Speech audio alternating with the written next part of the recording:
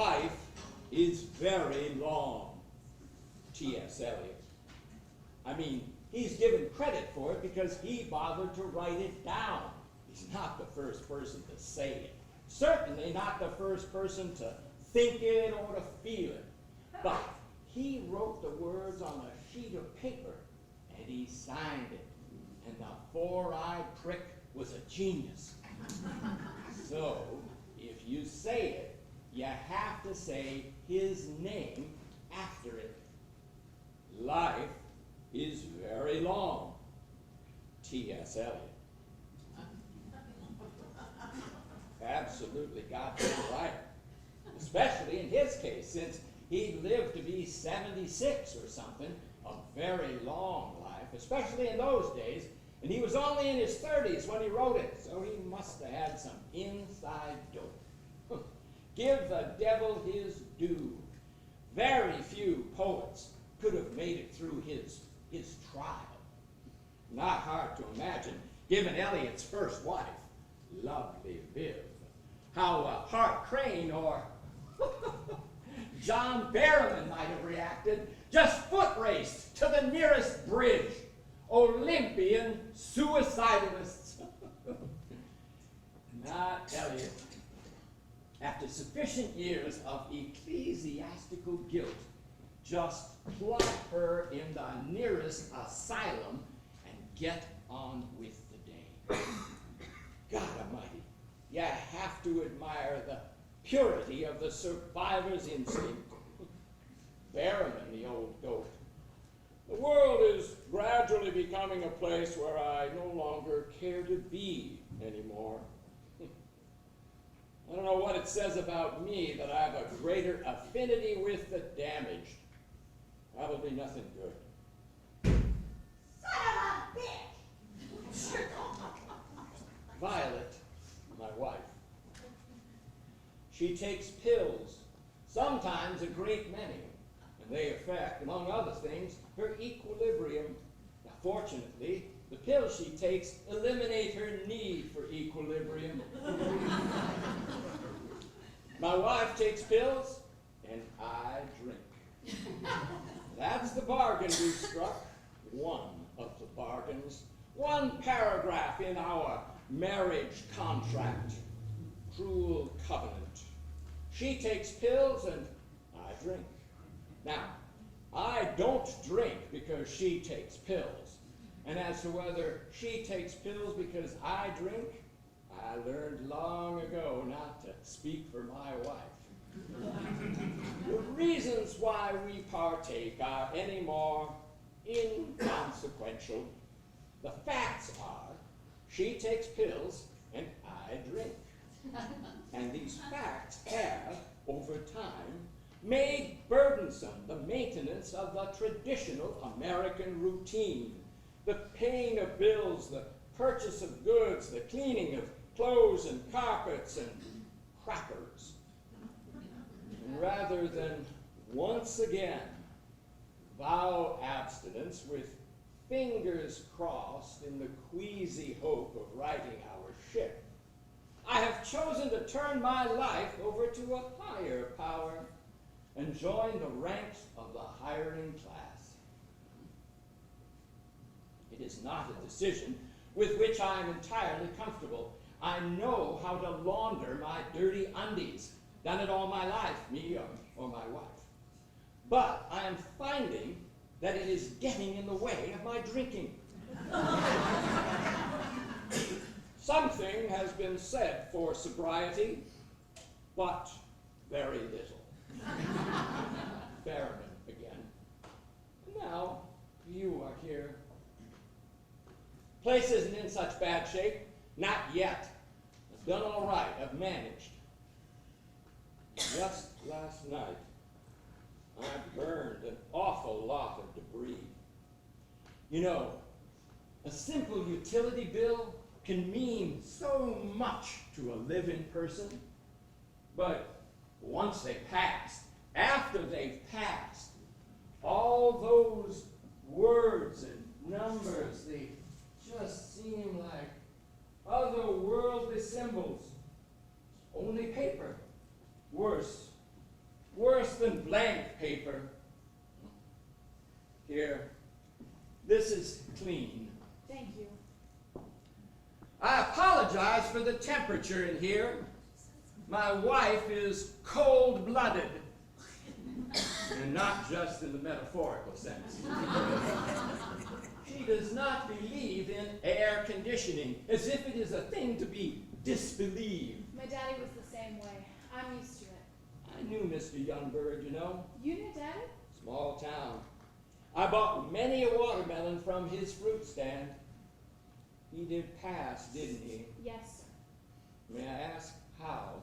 He had a heart attack. Fell into a flatbed truck full of wine grapes. Wine grapes in Oklahoma. I'm sorry. Thank you. And may I ask about the name? Well, he was Youngbird and you are Monevata. Monevata. I went back to the original. And does it mean Youngbird? And taking the name, that was your choice? Yes. Well, cheers. Man! By night within that ancient house, immense, black, damned, anonymous. Man! Yes! Did you Polish? What? Did you? What, dear? God damn! Did you? Are the police here? No. Is this a window? Am I looking through a window? A window? Can you come here?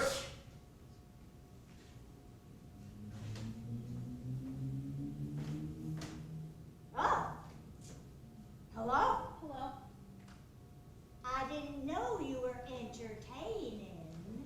This is Jonna, the young woman I told you about. You're telling me he's a woman? Pardon? A woman! Woman! Woman!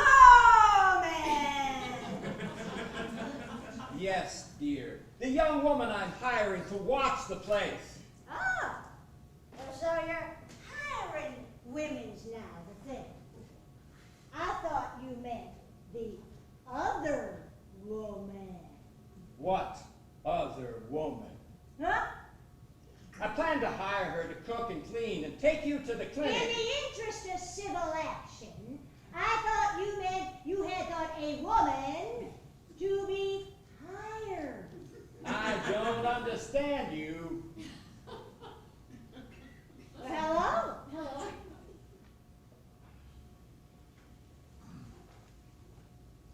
Well, I'm sorry. Like this. Careful. I'm Bonnie. What's your name? I'm Jonna. You're very pretty. Thank you, ma'am. You an Indian? Yes, ma'am. What kind? I'm part Cheyenne. You think I'm pretty? Yes, ma'am. Like this. Like this. Careful. You're the house now. I'm sorry. I took some medicine for my Why don't you go back to bed, sweetheart? Why don't you go fuck a fucking sow's ass? All right. I'm sorry. I'll be sickly sweet. So sweet. Inelly but really sweet.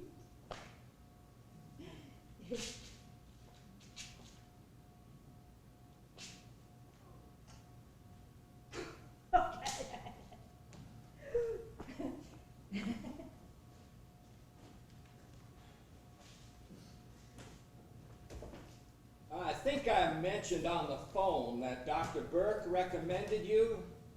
He feels you're qualified to handle the needs of our household. Well, I have a year towards my nursing certificate at Tulsa Community College, but I had to drop out when Daddy died.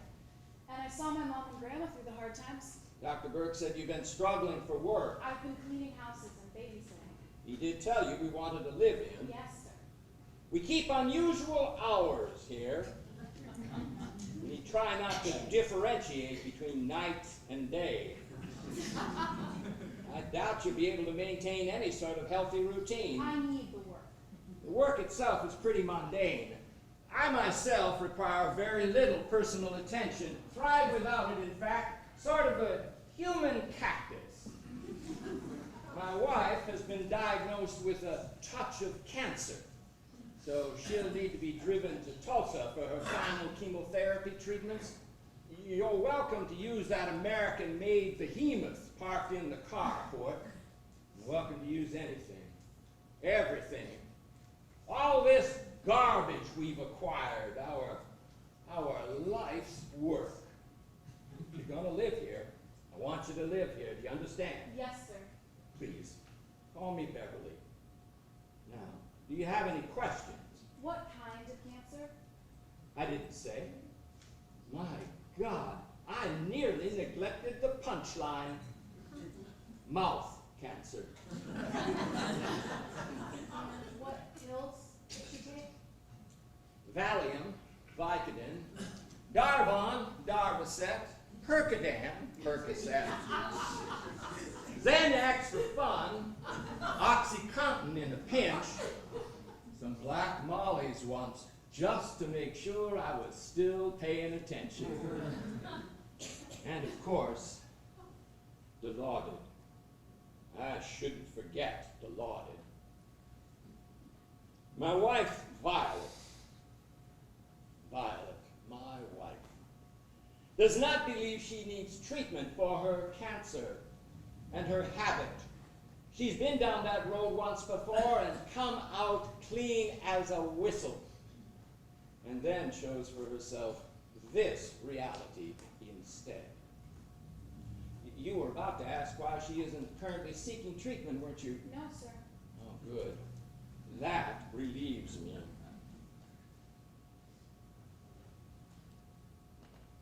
My last refuge, my books. Simple pleasures like finding wild onions by the side of the road or requited love. T.S. Eliot. Read it or not, it's not a job requirement. It's just for your enjoyment. Feel free to read any of my books.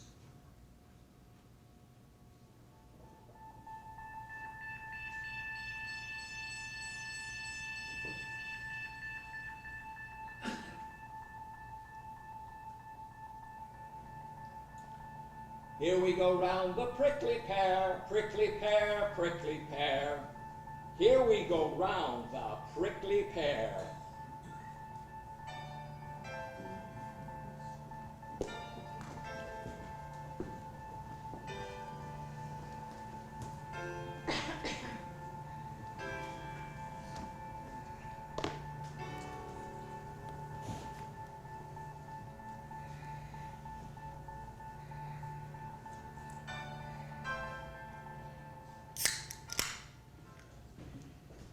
Beverly's done this before. I know. You remember how he used to just take off? Not a word, not a note, nothing. You remember that, Charlie? They've always had trouble. One time, he just up and left without a word. And I said to your mama, I said, bye, you pack that son of a bitch's bags, and you have her waiting on the front porch. And you know, I always liked your mom. I know. I introduced mine, rather, for God's sake. You did not introduce them. The hell I didn't. You had a date with them and you stood them up and you sent your sister instead. That's an introduction. That's what an introduction is. I just don't think it's accurate to say. Well, he was too old for me anyway, and Violet, shrinking Violet, she couldn't meet a man on her own. Nobody ever called her Shrinking Violet. And you know, Charlie, and your father always got on real well. They used to go on fishing trips together. I know. But when he just took off that one time, Beverly did, I told her that my first obligation was to my big sister, don't you know? You're not obliged to do anything. I'm obliged to help out my big sister. You don't have an obligation to get involved in somebody else's marriage. Well, not any marriage, but when they're married to my big sister, I sure as hell do. I didn't know she has sisters. I told her, I said, bye, you pack that son of a bitch's bags and you put them on the front porch. You take all those god damn books he's so fond of, and you make a big pile right in your front yard. You have yourself a bonfire. Throw in his papers, everything. You don't burn a man's books. Will you stop? You keep contradicting me. Man's books didn't do anything. His possessions are not responsible. She didn't do anything anyway. Of course so she didn't. Let me tell you, Charlie Aiken, you ever get any ideas about just up and taking off? You better believe. I'm not going anywhere. I'm just saying, if you did, you better believe that I'm going to give you about 3 days to get this head on straight, and then it's all going up in a blaze of glory. I'm not going anywhere. I'm saying, if you did. I'm not. Not that Charlie's got any books lying around. I don't think I've seen Charlie read a book in my life. Is that a criticism? Does that bother you? Well, I haven't. What's the last book you read? God damn it. No, just tell me the last book you read. Beverly was a teacher. Teachers read books. I am in the upholstery business. You People in the can't upholstery business. Tell me the last book you read. This girl is concerned about her daddy's whereabouts. I don't think she needs to be sitting here listening to us. I think we're all concerned about Beverly. Well, where the hell are you needling me for? But you know, he came back, and they worked things out, and he'll come back again this time. I just know it. I think this time is different. I do too. Why? Because back I'm not then, asking you. Why do you think this time is different? Because I think back then they were trying. which is what I was going to say, Beverly was a very complicated man. I know. Stop saying was, Well, he was. He is very complicated. but in a kind of quiet way. Kind of like Charles. Yes, like little Charles, exactly. Oh, no, he's nothing like little Charles. She just means in their quiet, complicated No, way. little Charles isn't complicated. I think Little Charles is not complicated, honey. He's unemployed. he's an observer.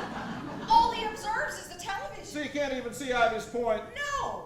that little Charles and Beverly share a certain complication. Honey, you gotta be smart to be complicated. That's our boy. Are you saying that our boy isn't smart? Yeah, that's what I'm saying. What's the matter with you? Your cousin is very smart. I'm sweating.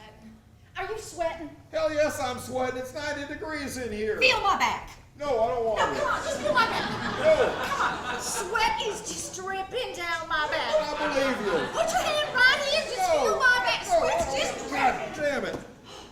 Ivy, let me ask you something. This business with the shades, taping the shades, when did this start? Oh, that's been a couple of years now. Oh my gosh, can you believe we haven't been here in 2 years? Do you know its purpose? Can't tell if it's day or night. I think that's the purpose. Well, I don't know, but I don't think that's very healthy. It's not. You need sunlight. Well, you know which one of them started this? I can't really see Dad taking the initiative. I suppose not. I don't know about you, but I find this whole setup kind of depressing. I mean, a person's environment.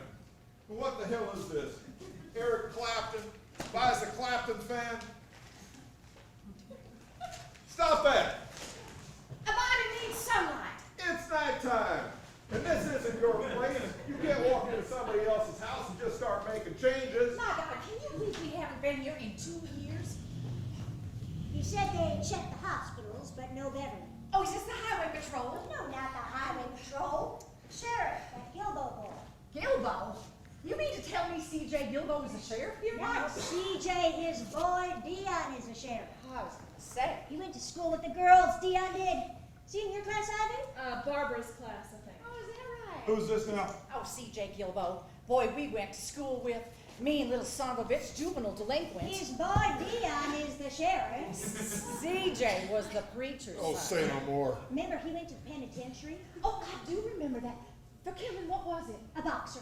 Oh, that's right. For killing a man's boxer dog. Well, his boy, Dion, is the sheriff. Now, I sent you a subscription to the Pawhuska Journal-Capital. Don't you read it? No, I don't read it. Well, so you Tulsa big shots can keep up with us small town folk. No, I don't read it. Well, if you did read it, you would know that his boy Dion is the sheriff here now. What hospitals did they check? Now, he rattled off a bunch of them. Well, what else did he say? The boat's missing. Mom? He sent a patrolman down to the dock to check to see if anybody's seen him, and Beverly's pontoon boat is gone. Oh no. Now he said that there's been a couple of boats stolen in the last little while, so he didn't think it proved anything. He's just worried about it. Why do you think Bev could have loaded that boat up on his trailer and taken it out of there? I mean, if he was going somewhere else. Trailer's out by the shed. I saw it when we pulled in. Excuse me, dear. Can I trouble you for another beer? God damn it, she's not a waitress. I know that. Well, then get your own beer. I'll get it. I don't believe you. Sitting around here watching the baseball game, drinking your beers. Don't you have any idea of what's going on around you? This situation is fraught. You want me to sit here like a statue? You're drinking whiskey. I'm having a cocktail. You're drinking straight whiskey.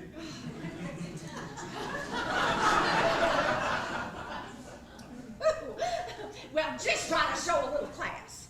I just don't think we need to sit here crying in the dark is all. Oh, well, as long as you got everything all figured out, why don't we just party down? Matty Faye. Oh, yeah, let's get that Indian gal to whip us up some cheese conies. Let's call in a few friends. Cheese coney sounds kind of good.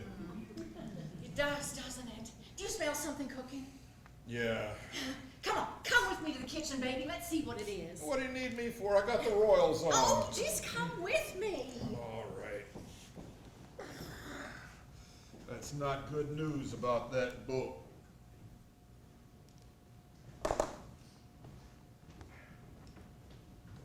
Did you call Barb? Yes? Well, when'd you call her? This morning, What'd she say? she's on her way. How'd she get here? Well, she and Bill are coming. She's driving? I doubt it. Well, what? Boulder's a long way. Is she bringing Jean? I don't know. When did she say she'd be here? I don't know. She just said she was on her way. Well, what'd you tell her? I told her Dad was missing. Is that it? Is there anything else? Well, did you tell her how long he'd been missing? 5 days. You told her that? I think so. What'd she say? She said she was on her way. God damn it, Ivy, what'd she say? Was she irritated? Was she amused? Tell me what she said. She said she was on her way. You're hopeless. God damn your father for putting me through this, making me handle all this. You seen that office of his, that mess? I can't make heads or tails of it. And now he expects me to handle it? Then he hires this woman to come and watch the place for some goddamn reason. I don't know what to say to her. What's her name? Jonna. He paid all the bills, he made all the phone calls, and now I'm supposed to do it? I don't know anything about it. I can't take care of this by myself. I called Karen. Yeah, well, what'd she say? She said she'd try to get here. She'll be a big fat help, just like you. I need Barb. I don't know what Barb's gonna be able to do. What did you do to your hair? I had it permed. You had it burned. Well, why would anybody do that? I don't know. I just wanted to change. Well, you're a pretty girl. You're the prettiest of my 3 girls. But you look like such a schlub. Why don't you wear any makeup? Do I need makeup? Well, every woman needs makeup. Don't let anyone tell you different. Now, the only woman who was pretty enough not to wear makeup was Elizabeth Taylor. And she wore a ton. Sit up straight. Mom! Your shoulders are slumped, your hair's all wavy, you don't wear any makeup. You look like a lesbian. You're pretty enough. You could get a decent man if you spruced up a bit. That's all I'm saying. I'm not looking for a man.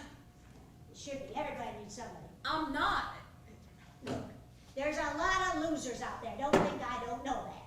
Just 'cause you got one bad one doesn't... Barry wasn't a loser. Barry was an asshole. Now, I warned you about him. Remember when you brought him over here in that ridiculous electric car? And that stupid orange beard? And a turban? It wasn't a turban. I don't understand your choices sometimes. You're 43 years old. 44. 44! Look, maybe you're past the point of having children. And that's all right if you don't want any. But don't you want to find a husband? A husband in Paul Huska. You don't meet people where you live, you meet them where you work. Now, you work in a college. Don't tell me there aren't people going through the door of that library every day. You want me to marry a student, some 18-year-old boy from one of these hick towns? They still have teachers on the Tulsa campus, don't they? They did when your father taught Barry there. was a teacher at TU. Yeah, environmental studies. He wasn't a loser. Well, he dumped you, didn't he? In my mind, that makes him a loser. He did not dump me. It just didn't work out between us. All right. Okay, dear, I'm sorry. I'll try to get things straight. I'm sorry. I just think that maybe things would have worked out between you if you wore a little makeup.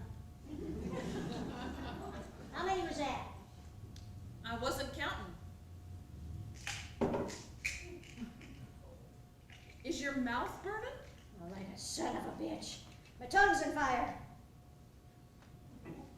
Are you supposed to be smoking? Well, is anybody supposed to smoke? You have cancer of the mouth. Listen, Ivy, I've got enough to worry about right this minute without you getting on me about my I'm soul. not getting on you. Just leave it alone. Are you scared? Yes, I'm scared. But you've been a great comfort to me. Thank God one of my girls stayed close to home. My generation, families stayed together. That was a different time. Yeah, no kidding. Did you call Maddie Faye? Aunt Mattie Faye's here. Well, I know that, dummy. Did you call her? I thought you called her. I guess I did. I don't remember. Well, got a lot on your mind. She means to come here and tell me what's what. I don't know how Uncle Charlie puts up with it. Yeah. He smokes a lot of grass. He does? He smokes a lot of grass. Grass. You say grass? Well, what do you call it? Hey, are you into Clapton now? What? Eric Clapton. You've got an Eric Clapton album. Oh, I've had that forever. Well, I've never seen it. Well, I like it. It's got a good beat. I'm not that old, you know.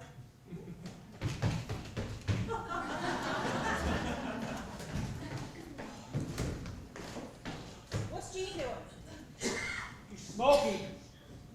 I wish you wouldn't encourage that. I haven't encouraged anything. I don't know. Sound a little funny about the way you say smoking. Like you admire her for getting hooked at 14. Are you ready for this? No. No way. Well, take a second. God damn, it's hot. You wimp. I know it. Colorado spoiled me.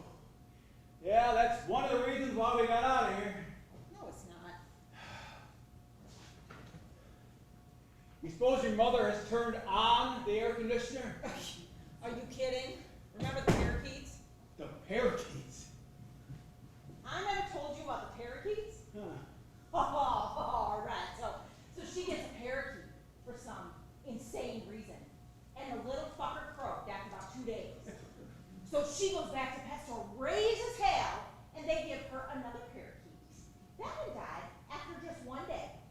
So she goes back, they give her a third parakeet, and that one died too. So the chick from the pet store comes out here to see just what in the hell this serial parakeet killer is doing to fuck off these birds. And? The heat. It was too hot. They were dying from the heat. I mean, these are tropical birds, all right? They live in the fucking tropics. What were these people thinking, huh? What people? The jokers who settled this place, the German and the Irish and the Dutch. Who was the asshole who looked at this flat hot nothing and planted his flag? I mean, we fucked the Indians for this? Yeah, well, genocide always seems like a good idea at the time. Right. You need a little hindsight. Well, anyway, you want me to explain the creepy character of the Midwest. Oh. You're talking to the Hey, wrong person. please. Okay? This is not the Midwest, all right? Michigan is the Midwest. Yeah. God knows why. This is the plains of state of mind, right? A spiritual affliction, like the blues. Are you okay? Yeah, I'm fine. I just got the planes, that's all. Don't.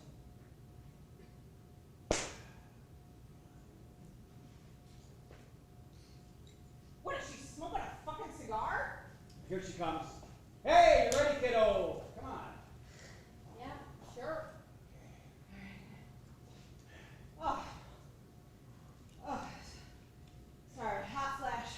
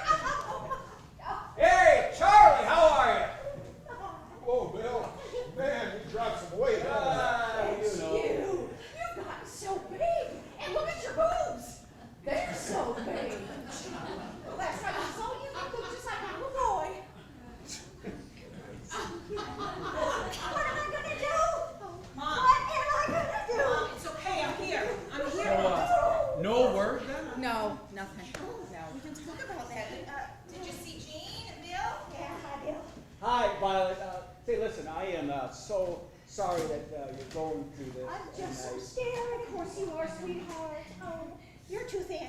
Oh, hardly. Yes, you are. Why, look at you. I know! Isn't she something? Look at those boobs. Oh, look at my tits now. That's great. Well, they're just so big. Hey, Faith. You're just the prettiest thing. Thank you for coming to see me. Oh, it's no problem. Oh, yeah. It's no problem, really. Oh, Ivy, I didn't see you there. Oh, it looked crowded. God, you look good. Don't you look good? Yeah, she does. I love your hair like that. She got it turned. I know. Looks great. Barb, Bill, someone Hi, I Jean. I need someone to help me go through Beverly's things and all this paperwork. Help me with it. I was gonna help her But out. the office is such a mess and it just gets me confused. I'll take care of it. I got it. What room are you in? Oh, we're heading back tonight. You're heading back. Oh, Vi, we have to. We left in such a rush we didn't get anyone to take care of those damn dogs. Well, you want to drive that hour and a half tonight? Oh, not the way Charlie drives, and besides, you want some time with your girls. Well, can't you call someone about the dogs? How about little Charles? Can't he watch them? Well, I suppose he could. Oh, well, no, he can. Maybe we should call him. Maybe we should call him, Medic We Faith. talked about this. I know. Yeah, and besides, you don't have enough rooms. You've got all these people in. Well, you could stay at Ivy's place. Yeah, sure. I've got room. We talked about this. Well, you can all figure that out on your own. So, Mom, Jean can stay in the attic? No, it's where what's-her-name lives. Jonna. Who's Jonna? She's the Indian who lives in my attic. She's the what? Hi. I'm Jonna. Welcome home.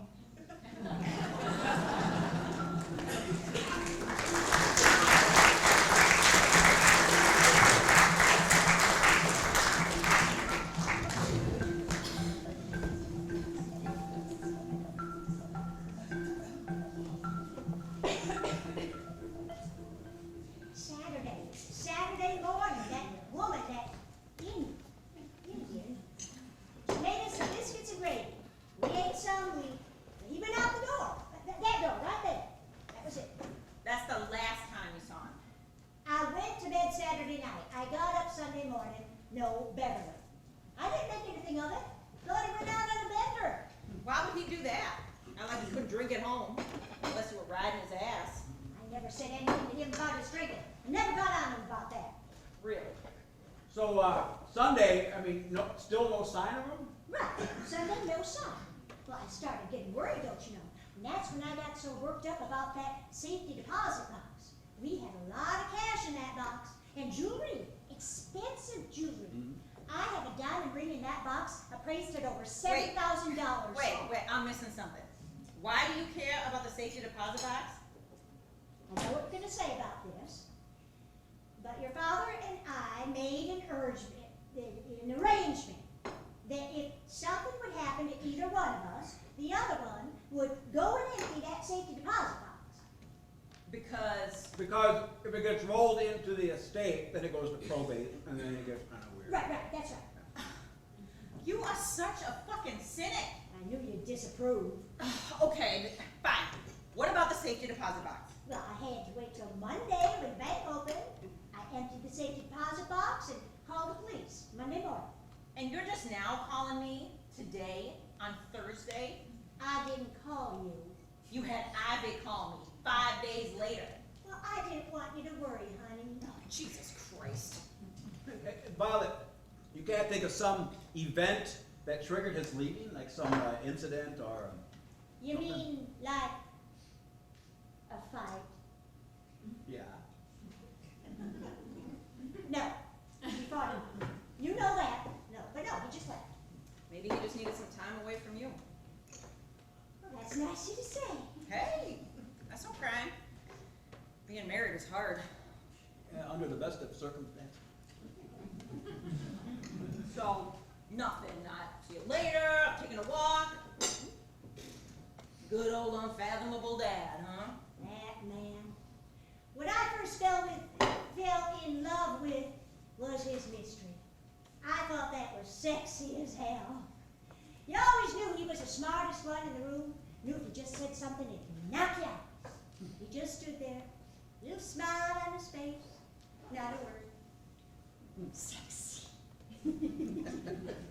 Yeah, well, that mystery can cut both ways. And you can't think of anything different or unusual or something He that. hired that woman. Didn't even ask me. Just hired this woman to come and live with us a few days before he left. You don't want her here? I don't know what she's doing here. I've got a stranger living in my house. There is an Indian in my house. You have a problem with Indians, Violet? But I don't know what to say to an Indian. They're called Native Americans now, Mom. Oh, who calls them that? Who made that decision? That's what they like to be called. Well, they're no more native than me. In fact, they are. What's wrong with Indians? Why is it so hard to just call people what they want? Let's just call the dinosaurs Native Americans, Conrad. Well, she may be an Indian, but she makes the best goddamn apple pie I ever ate in my life. It is good, isn't it? A cook? You think he hired a cook? Well, that doesn't make sense. We don't eat. Well, that sounds healthy. Okay, we eat cheese, saltines, and salmon. And now you get biscuits and gravy. Kind of nice, huh? Well, nice for you now.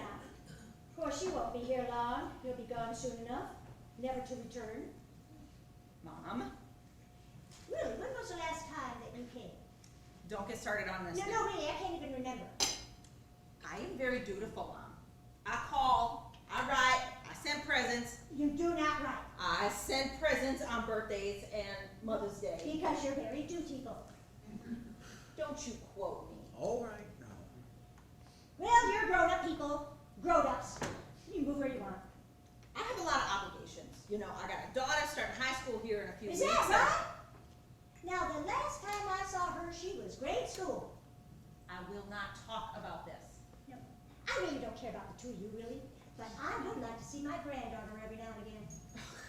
Well, you're seeing her now.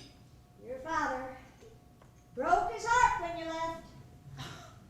That is wildly unfair. Hey, do I gotta separate you two? You were his favorite. Don't pretend like you didn't know that. I don't want to know that. I would prefer to think that my parents loved all their children equally.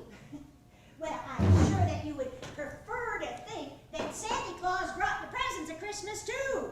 But it just isn't so. Now, if the two of you had had more than one child, you would know that every parent has their favorites. Now, Maddie Faye was my mama's favorite. Big deal. Got used to it. You're your daddy's favorite. Great. Thanks. Broke his heart. God, what was I supposed to do, huh? Colorado offered Bill twice the money he was making at TU, Why you get and they were this right? willing to hire me too. Daddy knew we had to take those jobs. He would have jumped at the chance that Bill got. You are wrong there. You would never get Beverly Weston out of Oklahoma. And he had lots of opportunities, too, once that Meadowlark came out. Sure. He got offers from all over the country. Lots better places than Colorado. Oh, yeah, so now you want to knock Colorado, huh? That isn't hard to do. Daddy's book came out 40 years ago. Academia is very different now. I mean, it's extremely competitive. Oh, please, tell me all about academia. Daddy gave me his blessing, and I didn't even ask for it. That's what he told you. So you're gonna tell me the true story, huh? Some terrible shit Daddy said behind my back, All huh? right, enough. Everybody's a little bit on edge, okay? Beverly didn't say terrible things behind your back. Why, come on, He please. just told me that he was disappointed in you because you had said. What? Is that supposed to be a comment on Bill? He thought Daddy never said anything like that to he you. thought you had talent as a writer. If he thought that, and I doubt that he did, he was wrong. Anyway, what difference does it make, huh? It's my life, I can do what I want. So, he was disappointed in me because I settled for a beautiful family and a teaching career? Is that what you're saying? What a load of absolute horse shit. Horse shit. Horse shit. Makes everybody say horse shit. Say horse shit, Bill. Or shit. Woo-hoo! Are you high? No. No, are you high? I mean, literally, are you taking something? Well, muscle relaxer. Listen to me. I will not go through this with you again. Go through what again? These fucking pills. I don't know what you're talking about. The psych ward calls at 3 a.m. about people in your backyard. You are so much drama. The police, all the rest of it. You do know what I'm talking about. You spent a goddamn fortune on these fucking pills. Stop yelling at me. And then you spent another fortune getting off them. It's not the same. I didn't have a reason. Oh, so now it's okay to get hooked because you have a reason? I'm not hooked on anything. I don't know if you are or not. I'm just saying I will not do I'm in this. pain. Because of your mouth? Yes. Because my mouth burns from that chemotherapy. Are you in a lot of pain? Yes, I'm in pain. Because I've gotten cancer in my mouth and it burns like bullshit. And Beverly disappeared and you're yelling at me? I'm not yelling at you. You couldn't come home when I had cancer, but Beverly disappears and you rush back. I'm sorry. You're right, I'm sorry.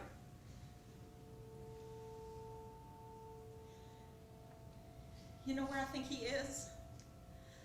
I think he got a carton of cigarettes, some whiskey, a couple good spy novels, and he got out on a boat, steered it to a nice spot in the shade close to shore, and he's fishing and reading and drinking. I think he's safe. And I think he's gonna walk through that door anytime.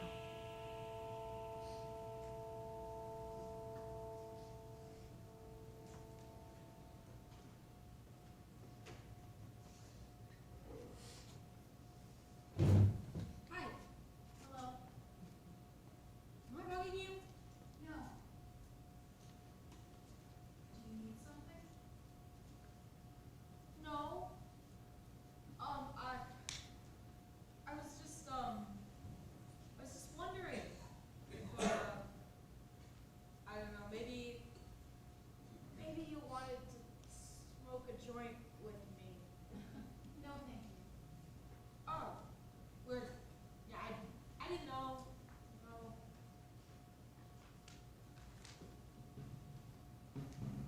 Well, hey. Am I bugging you? No, you're not. Okay, well, do you mind if I smoke a joint up here? Because there's really nowhere else I can go, because I'm staying in the room, my grandma's down the hall, but if I go outside, they're gonna wonder. Right. But my mom and dad don't mind. You won't get in trouble or anything. Sure. You're sure? For real? Yeah.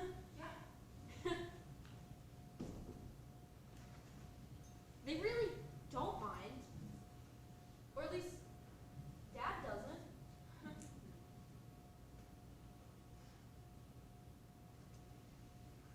Mom kinda does. I don't know, she says it's bad for me. I think the real reason it irritates her though is because Dad also smokes pot, and she really wishes that he didn't. Or like, whatever. Dad's much cooler than Mom anyways. Well, that's not really true. He's just cooler in that way, I guess. You're sure, right? Yeah. Oh, no, I'm fine. You know, he's really not cooler. He and Mom are separated right now anyways. Oh, I'm sorry. He's screwing one of his students, which is pretty uncool, if you ask me. I guess some people would think it's cool, like the Dixie Chicks within the humanities department, because they're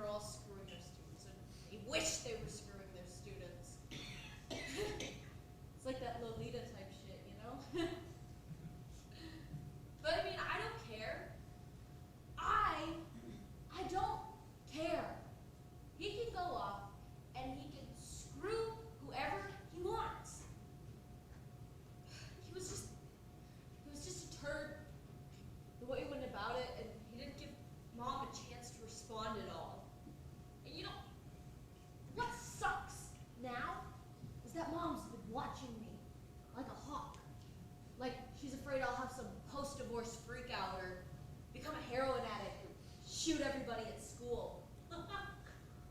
Or, God forbid, lose my virginity. You know, I don't know what it is about Dad splitting that put Mom on hymen patrol.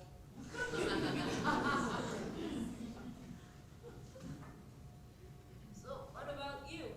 Do you have like a boyfriend or anything? Not these days, no. Yeah, me neither. I did go out with this boy Josh for like almost a year, but he was retarded, so. Well, like, what about your family? Are your parents still together? Yeah, they've passed away. Oh. I'm sorry. That's okay. Thank you. God, fuck. No, I'm really sorry. God, I feel fucking terrible now. It's fine. Thank you. Oh, God. Okay, well, like, were you close with them? Yeah. Okay. Another stupid question there, Jean. Like, are you close with your parents? Well, not everybody is. Yeah, right? So that's what I meant. Thanks.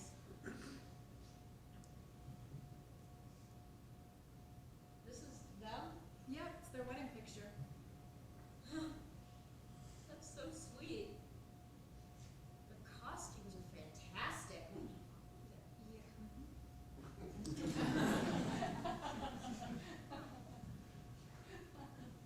You know, I've always loved this room. It's so like Night of the Hunter, you know? You know, this used to be my room. Will we come and stay here? Oh, sorry. Doesn't matter to me. It's just a room. What are you reading? T.S. Eliot.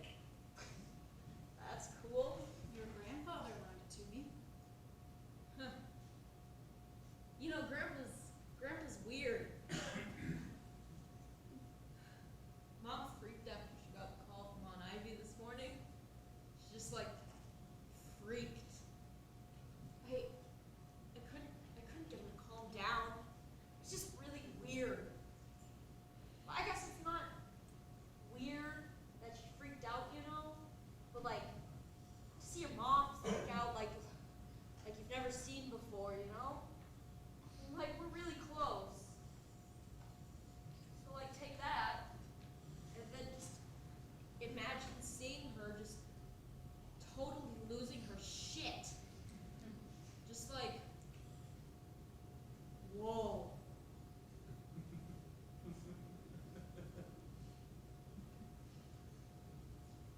Oh hey, I like your necklace, by the way. Ah, thank you. It's a turtle, right? Yeah? Did you make it? It's my grandma. Feels like there's something in it. Yeah, my umbilical cord. What? Are you serious? Yeah.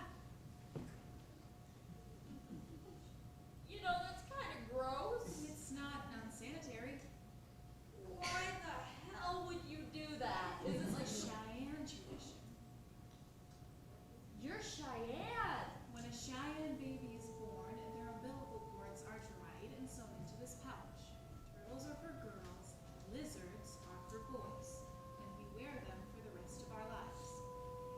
Whoa. Because if we lose it, our souls belong nowhere. And after we die, our souls will wander the earth looking for where they belong.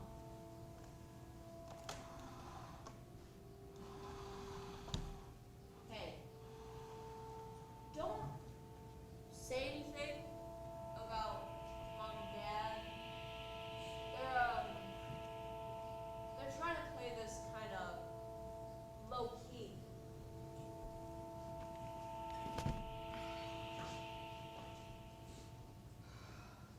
Look what I found. Isn't that great? We have copies. I don't remember a hardback edition. I forgot there was ever a time they published poetry in hardback. Hell, I forgot there was ever a time they published poetry at all. I don't think I'm gonna be able to sleep in this heat. I wonder if this is worth something. I'm sure it's not. You never know, hardback, mint condition, first edition? Wallace Stevens Award, that is right. This book was a big deal. It wasn't that big a deal. No. In those circles, it was. Those are pretty small circles. Dedicated to my Violet. That is nice. I cannot imagine the kind of pressure he must have been under after this came out. Probably every word he wrote after this, he had to be thinking, what are they going to say about this? Are they going to compare it to metal art? But I would think, though, at some point you would say, to hell with this, and you write something anyways. And who cares what they say about it, you know? I know if it was me, Would I probably you wouldn't just shut up about that fucking book? What's the matter? You are just dripping with envy over these 30 poems my dad wrote back in the fucking 60s, for God's sake. Don't you hear yourself? You are mistaken. I have great admiration for these poems, not envy. Reciting his list of awards. I was merely talking about the value. My father didn't write anymore for a lot of reasons. Critical opinion was not one of them. Hard as that may be for you to understand. I know how important that stuff is to you. What are you attacking me for? I haven't done anything. Oh. Is that what you tell Sissy, too? So she can comfort you, reassure you. Oh, no, Billy, you haven't done anything. What is that? Why are you bringing that up? Oh, there's symptoms of your male menopause. Whether it's you struggling with the creative question or screwing a girl who still wears a retainer. All right, look. I am here with you because I want to be with you in this difficult time. But I will not be held hostage in this room so you can attack me. I'm sorry, I didn't mean to hold you hostage. You really should go there. I am not going anywhere. I flew to Oklahoma to be with you, and now you are stuck with me. And her name is Cindy. I know her stupid name. At least do me the courtesy of recognizing when I'm demeaning. Violet really has a way of putting you in a tackle. She You didn't know have that? anything to do with it. Don't you believe it? You feel such a rage for her that you can't help but dishing it in my direction. I swear to God, you psychoanalyze me right now, I skin you. You may not agree with my methods, but you know I'm right. Oh, your methods? Well, thank you, doctor. But I don't need any help from my mother to feel rage. Do you want to argue? Is that what you need to do? All right, how about you pick a subject, let me know what it is, so I have a fighting The chance. subject is me. I am the subject, you narcissistic motherfucker. I am in pain. I need help. I have copped to being a narcissist. We are the products of a narcissistic generation. You can do it, Ken. You cannot talk about me for 2 seconds. You called me a narcissist, and then when I try to talk about you, you accuse me of what, psychoanalyzing you? Do you realize that it hurts to go from sharing a bed with you for 23 years to sleeping by myself? I'm here now. Men always say shit like that, as if the past and future don't exist. Can we not make this a gender discussion? Do please? men really believe that the here and now is enough? That's just horse shit to avoid talking about the things they're afraid to say. I am not necessarily keen on the notion of saying things that would hurt you. Like what? Don't. No. Say it. You gotta realize there's nothing you can say that would hurt me any more than I'm already hurting. Damage is done. I think you're wrong. I think you get in this masochistic frame of mind that desires to actually be hurt than anything. What? Barbara, please! We have enough on our hands right now with your parents. We do not need to revisit all of this. Revisit? When did we visit this? I still don't know what happened. You pulled the rug out from under me. Do I bore you? Intimidate you? Disgust you? Or is this just about the pleasures of young flesh, huh? Teenage pussy? You need I to really know need now. to know. You need to know now? You want to have this discussion right now with Beverly missing? Your mother is crazy as a loon, and our daughter 20 feet away, huh? You want to do this now? No. Pray.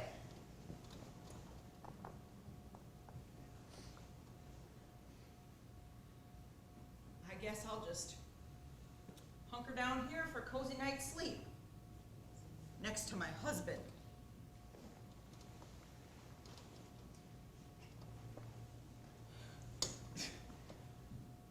This discussion deserves our care and patience. We will both be in a better frame of mind to discuss this once your father comes home.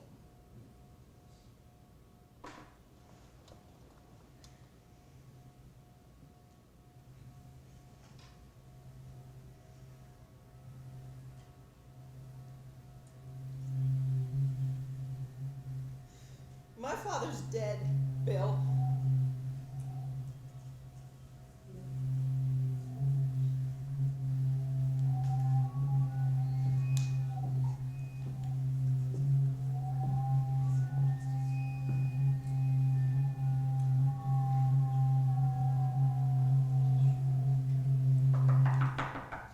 Excuse me, it's Jonah.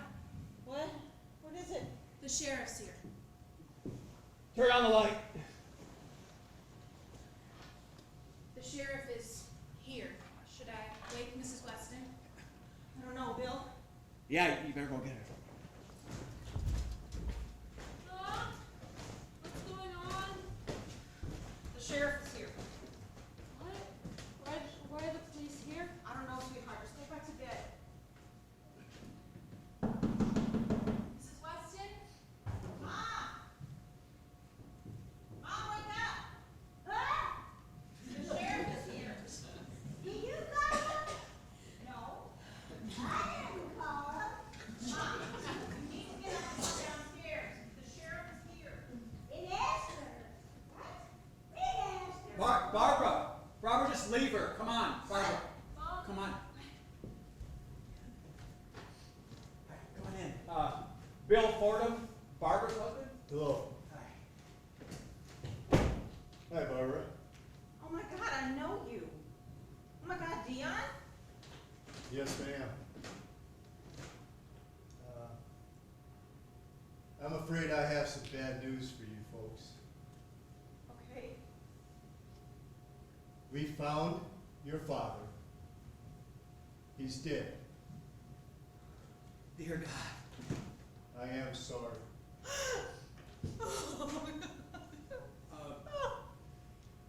What happened? We got a call from the Lake Patrol about 3 hours ago that Mr. Weston's boat was found washed up on a sandbar. We were planning to drag the lake later this morning in that area in the southeast when we got another call. A couple old boys running jug lines in the cove hooked Mr. Weston Oh, and pulled him up. It's okay. He drowned. That's how he died. He drowned. Yes, sir. Is there any possibility it's not him? Given the proximity of the boat to where the body was found, we're pretty sure it's Mr. Weston. okay. All right. So what happens now? What do we do now? I need a relative to come with you to positively identify the body.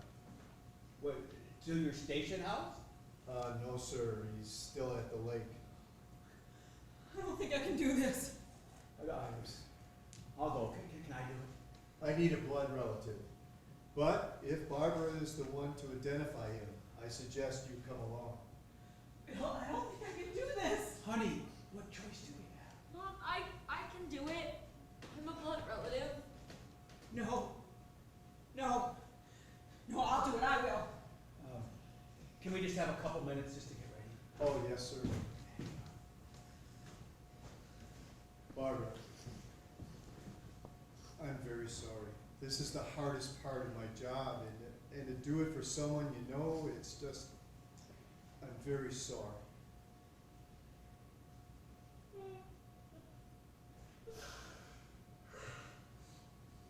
What do you want to do about your mother?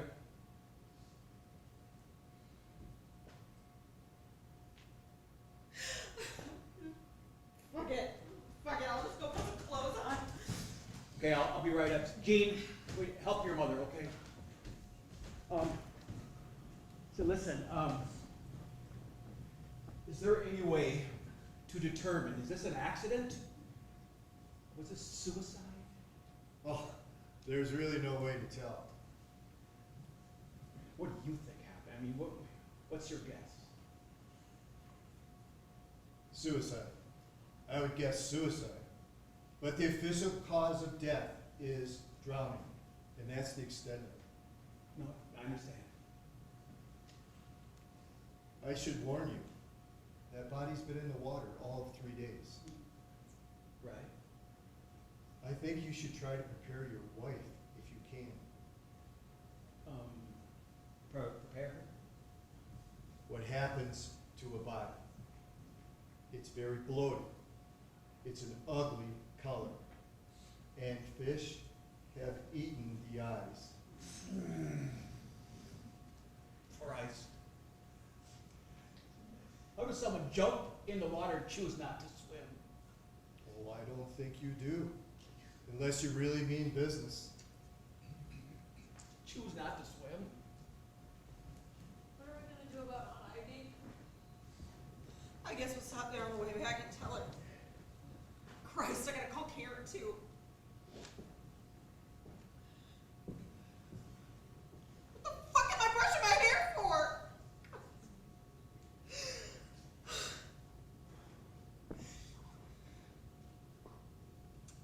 I used to go out with that boy. That man. What, man? Sheriff. You did? Yeah, in high school. Here's my prom date. No kidding. Day of the prom, his dad got drunk and stole his car. He stole his own son's car, went somewhere. Mexico. Dion showed up at the door wearing this awful tuxedo. Confessed he didn't have a way to take me to the prom. I felt just awful for him, so I told him we'd walk about 3 miles. I busted a heel. We both got so sweaty and dirty. We just gave up. Got a 6-pack. Broke into the chapel. Stayed up all night, talking, kissing. And now he's here telling me it's just surreal. Thank God we can't tell the future. We'd never get out of bed. Listen to me. Die after me, all right? I don't care what else you do, where you go, how you screw up your life. Just survive. Outlive me. Please. I'll try my best.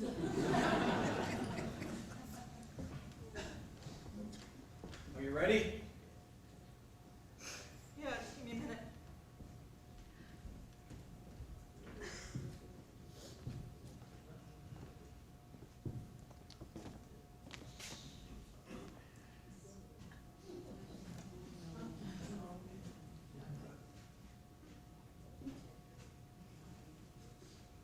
Here's a story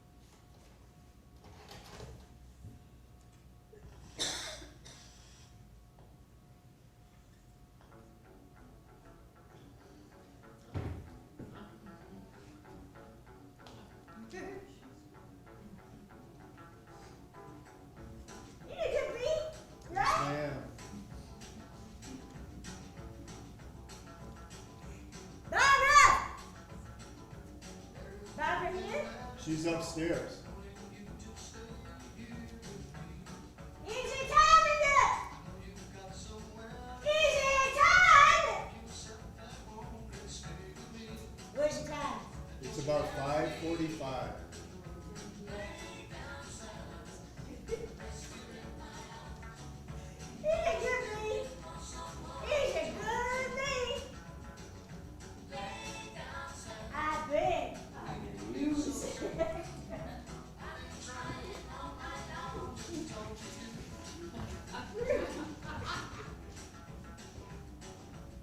A gentleman in it. Sheriff, CJ's boy, right? Done they're doing so? The Armin Candle's lost was lost. He lost. And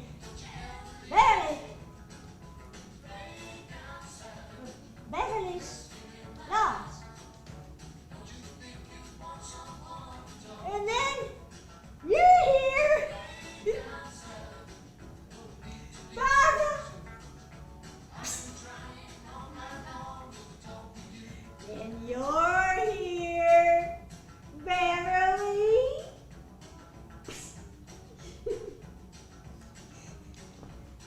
You're here. You're here. You're here.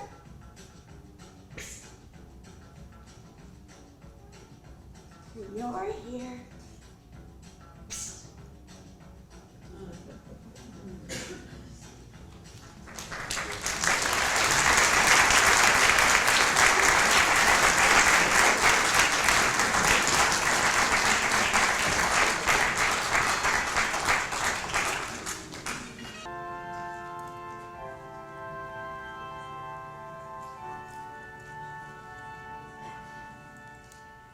August, your month.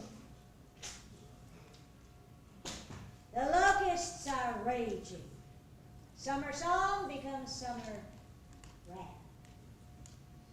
Well, it's only August out there. In here, who knows? All right, go ahead. The carriage held but just ourselves. Dum dum dum. Well, that's the best I got. Emily Dickinson's all I got. Something, something. The horses' heads were toward eternity. Whew. Well, that one's for me. One for me.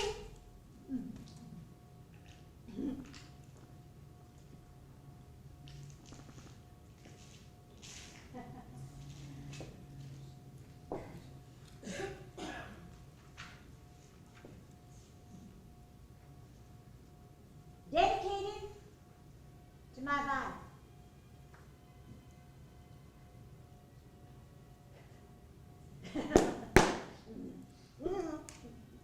Put that in marble.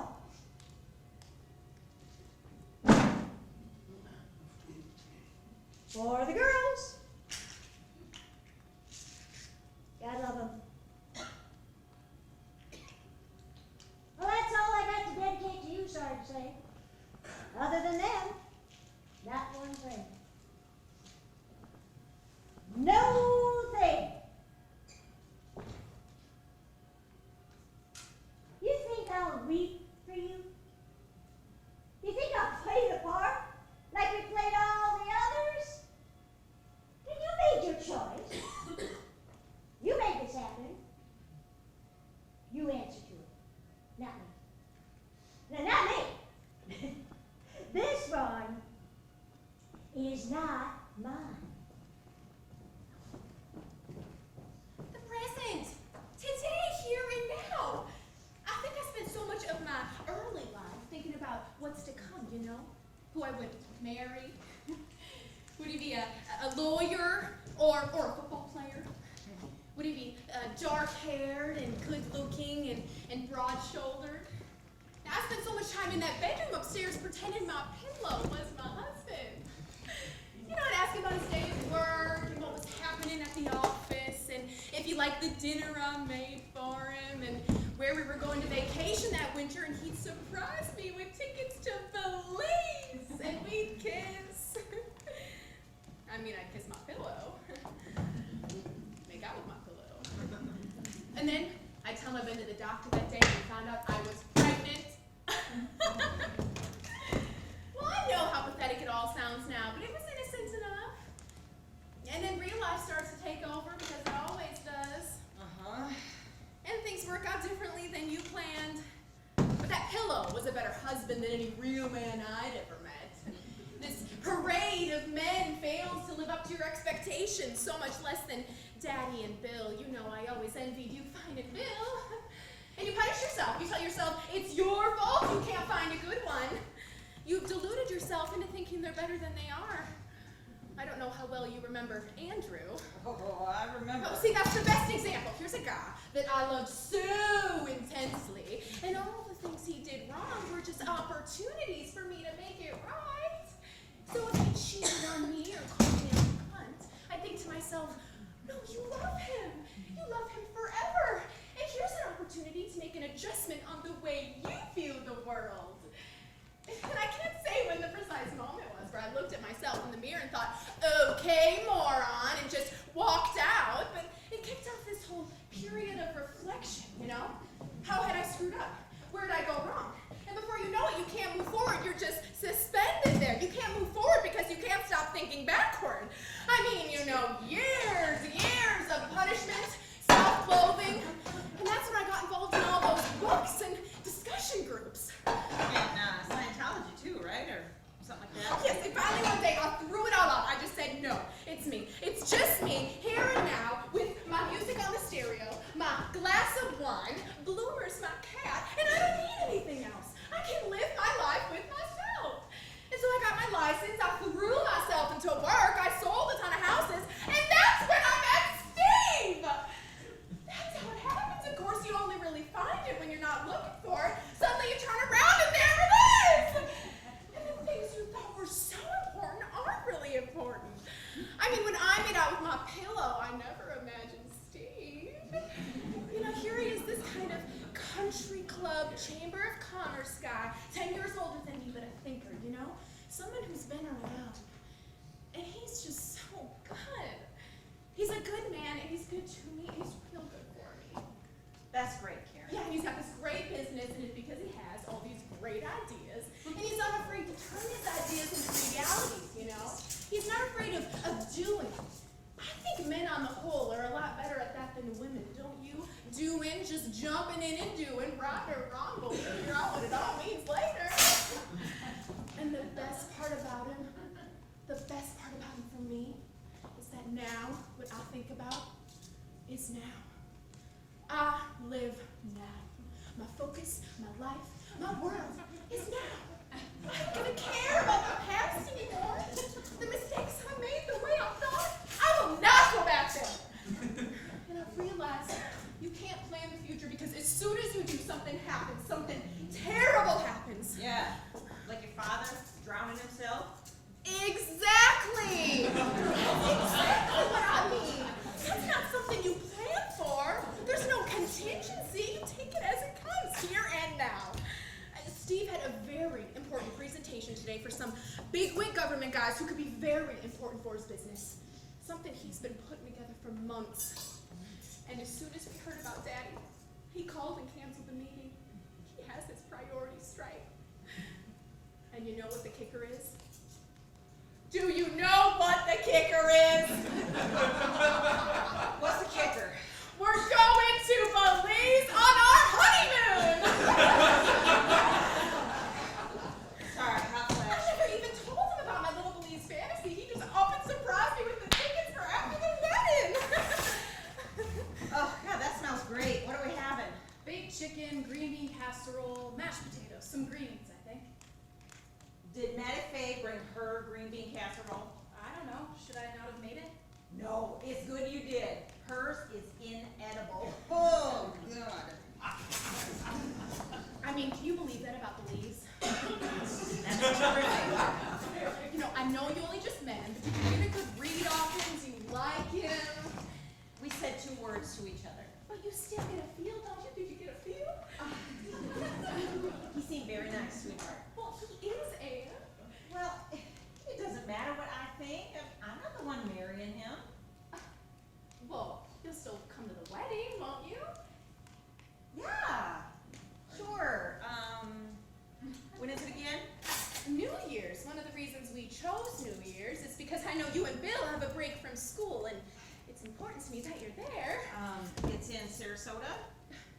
Miami. Didn't you know I moved to Miami? Yeah, I guess I didn't know that. You know, I guess what I'm telling you is that I am finally happy. You know, I've been really unhappy for most of my life, my adult life. I doubt you've been aware of that. I know our lives have led us apart, you, me, and Ivy, and we're not as close as Yeah, families. you know, we really need to talk about Mom. What we're gonna do about No, Mom. but I think at least one reason for that is I haven't wanted to live my unhappiness in full view of my family. But now I'm just really happy, and I'd like for us to get to know each other a little better. Okay. Okay? Yes. Okay, bring it in, okay. Okay.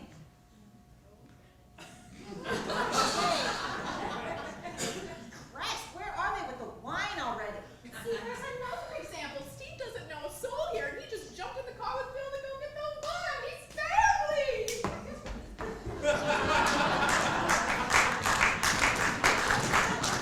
I really don't want to. He isn't going to kill it, right on. This is a sweet one, Bob. I find all this a tinge morbid, quite frankly. What's so morbid about it? Well, look at this one. And I'm not prepared to look at these photographs right now. It's beautiful and it's very long. It's not my style, Mom. You don't have a style. That's the whole point. What? Oh, New York City. That's his first book tour. New You York. mean I don't have your style? I have a style of my own. You wore a suit to your father's funeral. Now, a woman doesn't wear a suit to a funeral. God, you're weird. It's a black suit. Well, you look like a magician's assistant. You know, Why do you feel I was just talking about moving to New York? Why do you feel it necessary to... Don't Can you start picture shouting. that? Can you picture... They will tear him apart why on do you- Saturday. Oh why my do you God. feel it? I could kill that kid. Why do you feel it necessary to insult me? Oh, stop being so sensitive. He overslept for my brother-in-law's funeral. A noon service. I'm sure there's more to the story. Oh, you stop making excuses for him.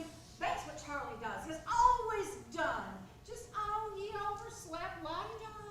I'll just go get him at the bus station. You're so hard on him. He's 37 years old and can't drive. Well, he's a little different, I'll give you that. He can't drive. I don't think you're being very fair. I've seen a chimp drive. Here, take off that sheet necklace. I'll put this one on. Sheep? Did you call this sheep? Now, is this what you had in mind? No, it's to go on the sideboard for the meal. So it needs to be something we can easily Oh, recognize. something bigger. Oh, right. And I pray. This is the most expensive piece of jewelry I own. But I don't see what difference it makes how much you pay for it. The suit of armor is expensive too. Doesn't mean it's appropriate. This one's a suit. No, it's Why are you trying to give away your It's jewelry? not jewelry, it's costume. I do my- Now, I'm getting rid of all this shit. I'm downgrading. Downgrade. Downsizing. I'm downsizing. Downside. I'm serious. I'm getting rid of all of it. I'm not going to spend the rest of my days walking around looking at what used to be.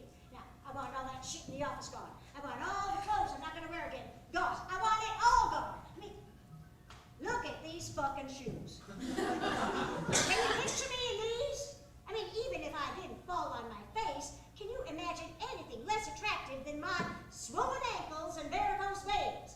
And my toenails! Good God. Anyway, cement. But is this the idea?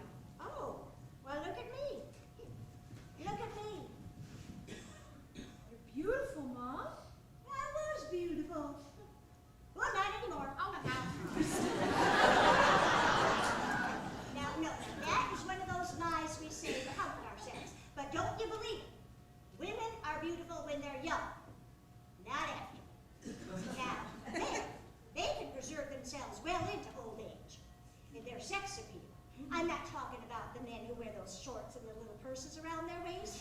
But some men can maintain, if they embrace it, cragginess, weary masculinity. Women just get old, fat, and wrinkly. I beg your pardon. Think about what makes a young woman sexy. Think about the last time you went to the ball and you saw some pretty little thing and you thought, well, now that's a cute trick. What made her that way? Huh? Taut skin, firm boobs, ass above her knees. Very sexy, thank you very much. You're not as sexy as a wet cardboard box, Manny.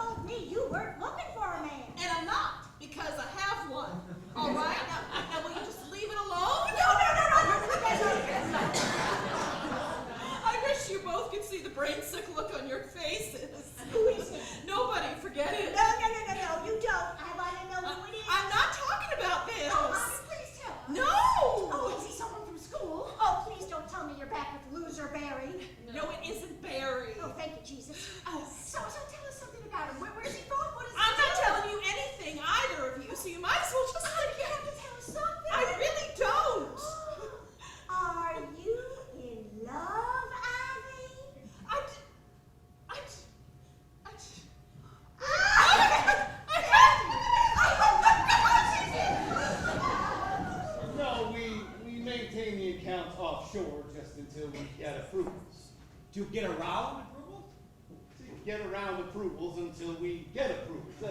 There's a lot of red tape, a lot of bureaucracy. I don't know how much you know about Florida politics. Oh, well, only what I have read, and that's not... Right, and this kind of business...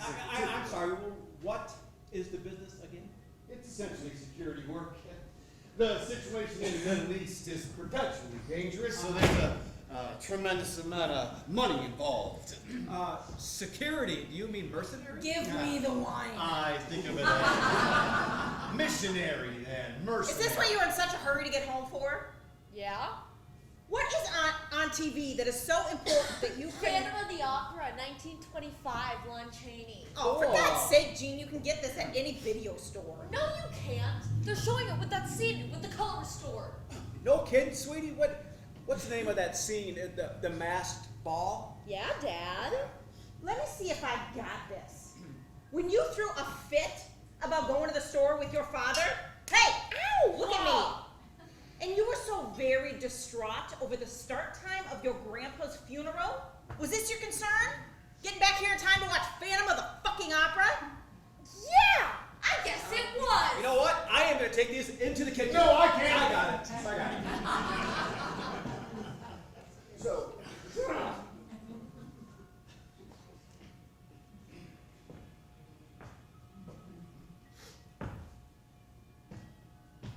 movie buff? Yeah. Right, me too. You ever seen this one? Yep. Oh, it's a great one. You know, Chaney designed his own makeup. Yeah, I know. Ooh, apparently very painful. Yeah. He ran these fishing wires under his nostrils Yeah. and pulled them up under I his... know. Hey, you ever see any of the remakes? Ooh, they're pretty bad. I've seen the one with Claude Rains. Right. Pretty bad, right? Phantom's queer. That's a problem. I don't remember it so hot. I was just a kid, so. Yeah. Well, you're not a kid anymore, I guess. What? I said you're not a kid anymore. No. Yeah. How old are you? About 17? 15. Right. 15. Well, that's no kid. You know what I was doing when I was 15? What? Cattle processing. You know what that is? Doesn't sound good. Slaughterhouse sanitation.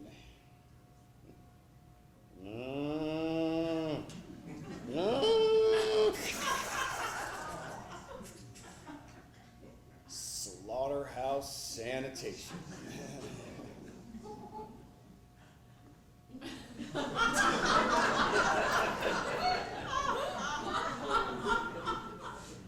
Well, that's disgusting. Well, I wouldn't recommend it.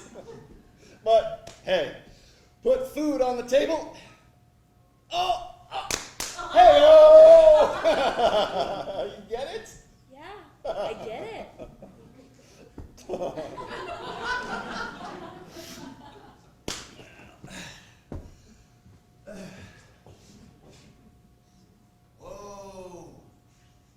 Whoa, wait now. What's that smell? It's food. From the kitchen. No, that's not what I'm smelling. What? What are you doing? Do I smell what I think I smell? What do you smell? What do you think I smell? I think that you smell food from the kitchen. What are you doing? Guess again. What? Is that pot? I don't know. Are you smoking pot? No. Oh, you can tell me. No.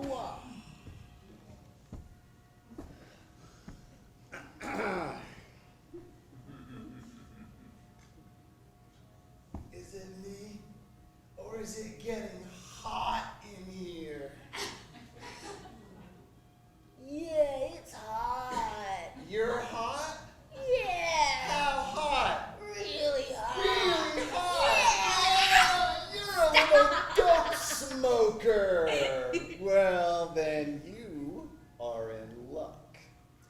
because I just happen to have some really tasty shit.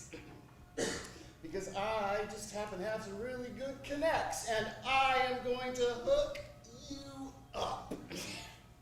Well, that would be great, because I just smoked my last joint last night, and I really need to get fucked up. What? I really need to get fucked up. You need to get what? I'm fucked up. What? You need to get fucked?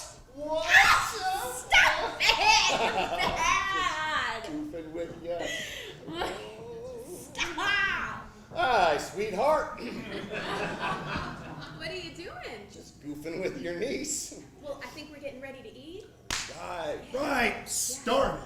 Did you remember to get the cigarettes? Damn it. Didn't I ask you if I was forgetting something? I knew I was forgetting something. I'll borrow from Mama. I've got cigarettes. You've got cigarettes. Camel Light. She's got our brand. Gene, honey, you're too young to smoke. Yeah. Stop it now. Don't encourage her. Hey, she's no kid. Can we borrow a couple cigarettes? Yep. Now, let's not encourage her. Oh, hush. Thanks, doll. Now stop smoking. Hi, Doodle. Oh, hey, baby. Hi, Doodle. Come into the backyard. I want to show you our old fort. Man, the air in here just doesn't move. Hook you up later. I'm sorry, Dad. Stop apologizing to me. Hold on a second. Here, comb your hair. I know Mom's mad at me. Hey, don't you worry about her. Well, what'd she say? Oh, you know your mother. She says what she says. I set the alarm. I know. I did. I know you did. I wanted to be there. You're here now. I loved Uncle Bev. You know that. Stop apologizing. Power must have gone out. I woke up and the clock was blinking noon. That means that the power went out. Right? It's okay. I missed his funeral. It's a ceremony. It's ceremonial. It doesn't mean anything in comparison to what you have in your heart. God, Uncle Bev must be disappointed in me. Your Uncle Bev's got bigger and brighter things ahead of him. He doesn't have time for spite. He wasn't that kind of man anyway. Hey, little Charles. It's okay. Hey, it's okay. It's just, you know, I know how they feel about me. And when something like this happens, you want to be there for them. Shush! No, I missed his funeral. And I know how they feel about me. Who feels about you? Feels what about you? All of them. I know what they say. They don't say anything about you. Let's see how they are. And I don't blame them. I'm sorry I let you down, Dad. You haven't let me down. You've never let me down. Listen here. You're wrong about those people. They love you. Some of them haven't seen what I see. A fine man, very loving, with a lot to offer. Now, here. Give my comb back. Stand up straight. Look folks in the eye. And stop being so hard on yourself.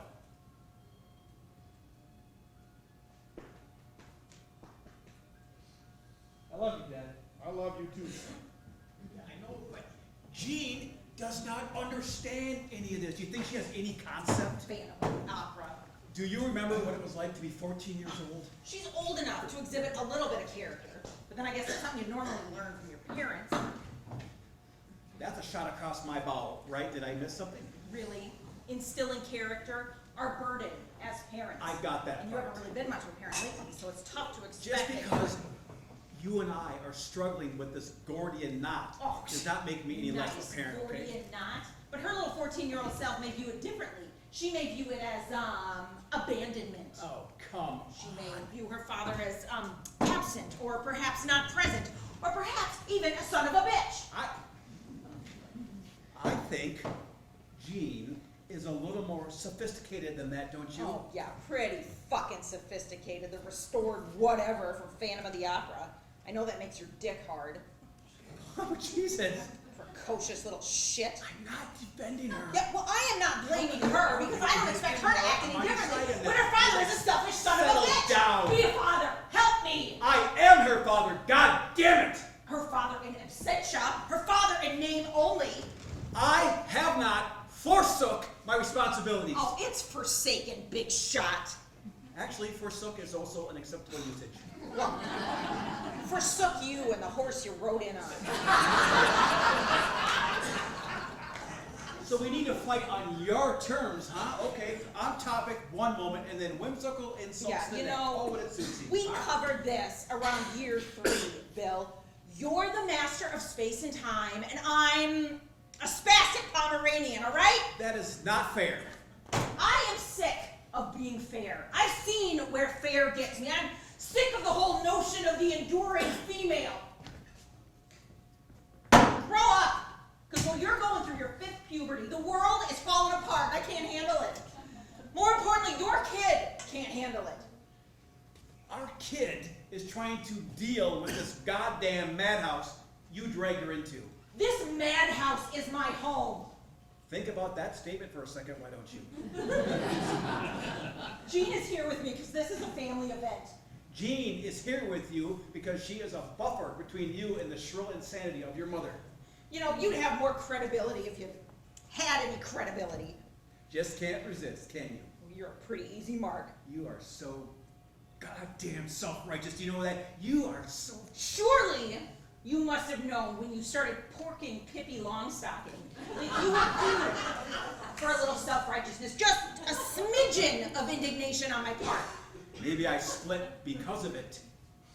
Is this your confession then? When you finally unload all? You are thoughtful, Barbara, but you are not open. You are passionate, but you are hard.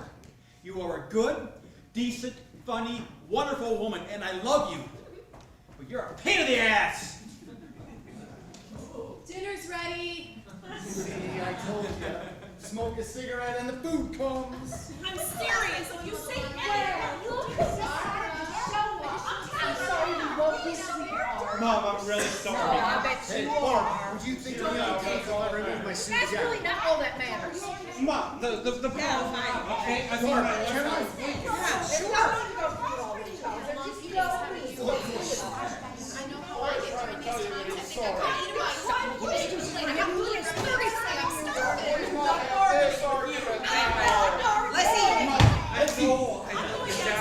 Get down, okay? She does it all. I'm not arguing. I'm not arguing this argument now. Did you break my casserole in the car? I'll get it. I'll get it. No, I'll get it. You mean you let my casserole sit in that hot car for an hour? Hey, Jean, time for dinner. Come on, turn the TV off. Jean, What? turn the TV off. Time for dinner. I want to eat out here. Jean, Wait. dinner now. TV off. Nice. Yeah, I think he's on the porch. Can you just turn it off, please? Who gets stuck with Jean at the kids' table? Mr. Charles. You can't be serious.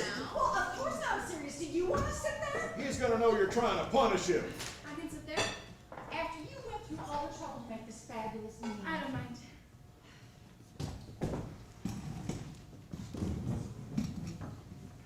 Hey, Hi. are you okay? Not really. They said you overslept. Oh, I don't know. Maybe I purposely, accidentally overslept. Sorry. Please. No. Look, I know that today's been one of the worst days of your life. And I'm sorry if I made it any worse. Stop. We don't have to do that with each other.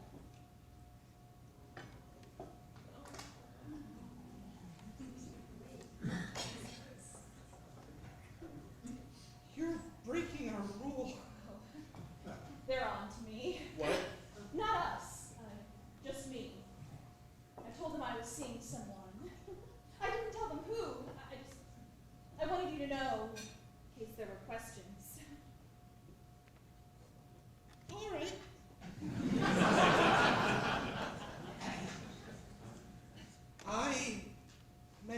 New York to Mom. Only that I was the one considering the move. She told me. Oh, and she was typically approving, I bet, right? But you know, I think it's good. You know, to just let him know. Piece by piece. What? Charles? I adore you. This food's gonna get cold. Mom, let's eat. Pass the casserole, please. My casserole's coming. I'll have some of yours too. Can I pour you just one? Sure, I'll have some. I've got some now. Well, there you are. I wanted to put you at the little kids' table, but they wouldn't let me. Oh, no, that would have been okay. Where do you want Oh, this? just set it right here anywhere, which is fine. Nobody's hurt. There, people, what do you mean I'm hurt? You're not hurt, Maddie It's Faye. just an accident. It's my casserole! Oh, Faye, let it go. It's not a party till someone spills something. Gene, you didn't get any chicken. No, I don't eat meat. You don't eat meat. Hey, good for you. Don't eat meat. Okay. Well, Charles, here. Have some chicken. Well, you better put it on his plate for him. He's liable to burn the house down. All right, Maddie Faye. Barbara, could you put this over on that sideboard? Oh, Yeah, sure. Oh, isn't this sweet? Oh, that's Oh, sweet. it's very nice. The table's lovely. Donna did it all. Thanks. I see you gentlemen have all stripped down to your shirt fronts. I thought this was a funeral dinner, not a cockfight.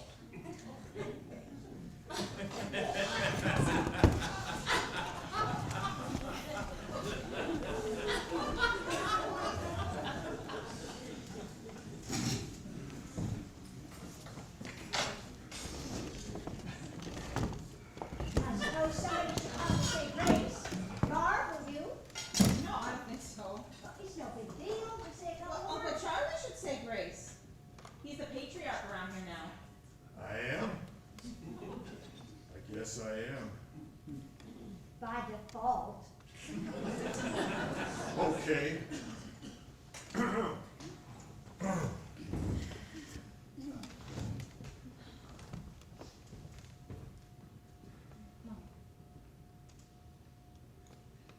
Dear Lord, we ask that you watch over this family during this sad time.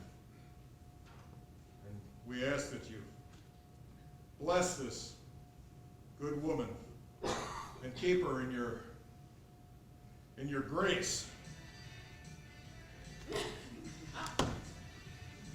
Sorry, I've got to take it. In your grace. And we ask that you watch over Beverly too, as he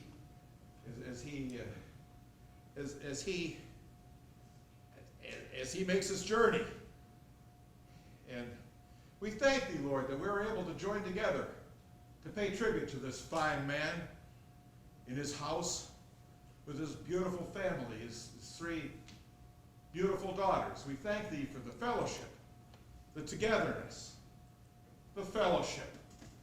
And we thank thee for the food, O Lord, that we're able to take its sustenance and nourish our bodies. And we ask that you help us be better, make us better, be better people. And we now know more than ever the power, the joy of family. And we ask that you watch over us and bless us. Amen. Amen. Amen. Sorry, folks. Let's eat! Barb, got any use for that sideboard? What? That sideboard, got any interest in it? This? No. I mean, why? Well, I'm getting rid of some things. I thought you might want that sideboard. Well, I wouldn't have any way to get that back to Boulder, Mom. Really pretty. Oh, maybe I'll take it. Oh, no, I have one like that, remember? What are you getting rid of? Hold it. I'm clearing stuff out of here. I want to have a brand new everything. Well, I guess I'm just sort sort of not prepared to talk about your stuff. Shoot yourself. Well, this food is just spectacular. Yeah, Oh, so yeah, good. it is. You like the food, Mom? I haven't tried much of it yet. Jonna cooked this whole meal all by herself. What? I said Jonna cooked this whole meal all by That's what herself. she's paid for. Y'all did know she was getting paid, right? Gene, so, curious, when you say you don't eat meat of any kind? No, Right. Jim. Is this for health reasons? No, it's because when you eat meat, you ingest an animal's fear. Ingest what? It's sperm? It's fear. It's fear. How do you do that? You can't eat fear. Sure you can. I mean, even if you don't think of it spiritually, what happens to you when you get afraid? Doesn't your body produce all sorts of chemical reactions? Does it? Yeah, Yes. it does. Adrenaline and And your body goes through this whole chemical process when it experiences fear, right? Cortisol. Especially like strong mortal fear, you know? Like when you sweat and your heart races. oh yeah. Okay, well, Well, do you think that an animal experiences fear? You bet it does. So, when you eat an animal, you are eating all of the fear it felt when it was slaughtered to make your food. wow. Right. Right. I worked in a processing factory, and there's a lot of fear flying around that place. God, you mean for the last 60 years, I've been eating fear 3 times a day? This one doesn't think it's a meal unless there's meat in it. Well, maybe it's just the way I was raised, but I don't consider it to be a legitimate meal unless there's meat included somewhere. So, I'll make like a pasta salad. You'll say, oh, Mom, this is real good for an appetizer, but where's the meat? Where's the meat? Wasn't that a commercial? That old lady says, where's the meat? B! Where's the beef? Where's the meat? Where's the meat? Where's the meat? Gee, I thought the services were lovely. You did a fine job. I'd give it a, yeah. Really? I thought it was. Great, now we get some dramatic criticism. I would have preferred an open casket. That just wasn't possible, Mom. Today's send-off for Bev was the one he should have gotten if he died in about 1974. All that talk about poetry and teaching. He hadn't written any poetry since 65. And he never liked teaching worth a damn. Nobody talked about the good stuff. That man was a world-class alcoholic. More than 50 years. Nobody told that story about the time he got wrangled into giving that talk at the TU alumni dinner. Drank a whole bottle of rum. Rod McCoy, white rum. Don't know why I remember that. He gets up there to give this talk, and he fools himself. He comes back to the table with this huge Yeah, I can't imagine why nobody told that story. He didn't get asked back to any more alumni dinners, I can tell you that. Well, I don't know much about poetry, but I thought his poems were extraordinary. And your reading was very fine. Oh, thank you. Who are you? Mom, this is my fiance, Steve. I introduced you at the church. Steve Heidebrecht. Hide the what? Heidebrecht. Hide it. You're German. German. German-Irish, It's really. peculiar, Karen, that you brought a date to your father's funeral. Now, that poetry, it was good. But I wouldn't have considered it date material. He's not a date. He's my fiance. We're getting married on New Year's. Gee, these mashed potatoes are good, aren't they? In Miami. I hope you can make it. Well, I really don't see that happening, do you? Well, Steve, right? Steve, Yes, ma'am. you ever been married before? that's her personal. I don't mind. Yes, ma'am. Yes, ma'am, I have. More than once? 3 times, actually. 3 times before this one. You should pretty much have it down by now then. Right. I had that one pegged. Look at him, he can tell me the farm. You know, I went outside to show Steve our old fort, and it's gone. Oh, that's been gone for years. Well, that made me so sad. What is this now? The old fort where we used to play cowboys and Indians. Daddy said rats were getting in there. Karen, shame on you! What? Don't you know not to say cowboys and Indians? You played cowboys and Native Americans. Is that right, Barb? What did you take? What? What pills did you take? Leave me alone. Oh, no. Dad? Oh, Charlie! no. Are you okay, Charlie?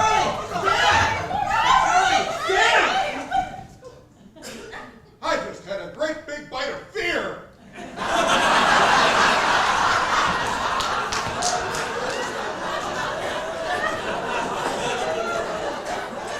I'm shaking in my boots. You damn fool. Fear never tasted so good. Right, it's pretty good once you get used to the taste. I catch this one eating a cheeseburger every now and again. No, double cheeseburger with bacon, extra fear. If I ever called my mama a liar, she'd knock my head right off my shoulders. I see you've gone through much of various things, Bill. Not all of it. Find any hidden treasure? Not exactly. Oh, but I did find out that he was working on some new poetry. Really? Yeah, I found a few notebooks. You and it girls seems know like- there's a will. Mom, Oh, we took care of that a long time ago. we don't really want to talk about this now. Well, I want to talk about it. What about what I want to talk about? Doesn't that matter? Well, it's just that we're Your father made some good investments, if you can believe that. And he had all of you covered. But we got to talking after a few years had gone by and decided to change some things. Decided to leave everything to me. Now, we didn't get that put down legally, but you should know that your father meant to leave everything to me. Leave the money to me. Okay? Okay. Okay? Okay. Karen? Okay? Okay. Okay. Okay. But now all this furniture and all that other shit, you can just have it. I don't have any use for it. Maybe I should have an auction. Oh, yeah, an auction's a fine idea. You know, some of this stuff like that silver, that's worth a pretty penny. I'd sell it to $50, cheaper than I might get at auction. Or maybe you'll never get around to an auction, and then we can have it for free after you die. Barbara, you might add that. Bill, so these Where are you poems here. living now, Bill? Got any use for that sideboard? I beg your pardon? Well, now, you and Barbara are separated, right? Or are you divorced already? Yes, we are separated. Thought you'd slip that one by me, didn't you? What's the matter with you? Nobody slips anything by me. I know what's what. Now, your father, he thought he could slip a few things by me, but no way. Now, I'm sorry the two of you are having trouble. Maybe you'll work it out. Your father and I, we got separated a few times. We never called it that. Oh, please, help us to benefit from an illustration of your storybook marriage. The truth is, sweetheart, you can't compete with a younger woman. There's no way to compete. One of those unfair things in life. Is there a younger woman involved? You've said enough on this topic. I Yes. There's a younger woman. Ah, see? I took it to there, babe. Mom believes that women don't grow more attractive with age. Oh, I disagree. I never said they don't grow more attractive. I said they get ugly. And it's not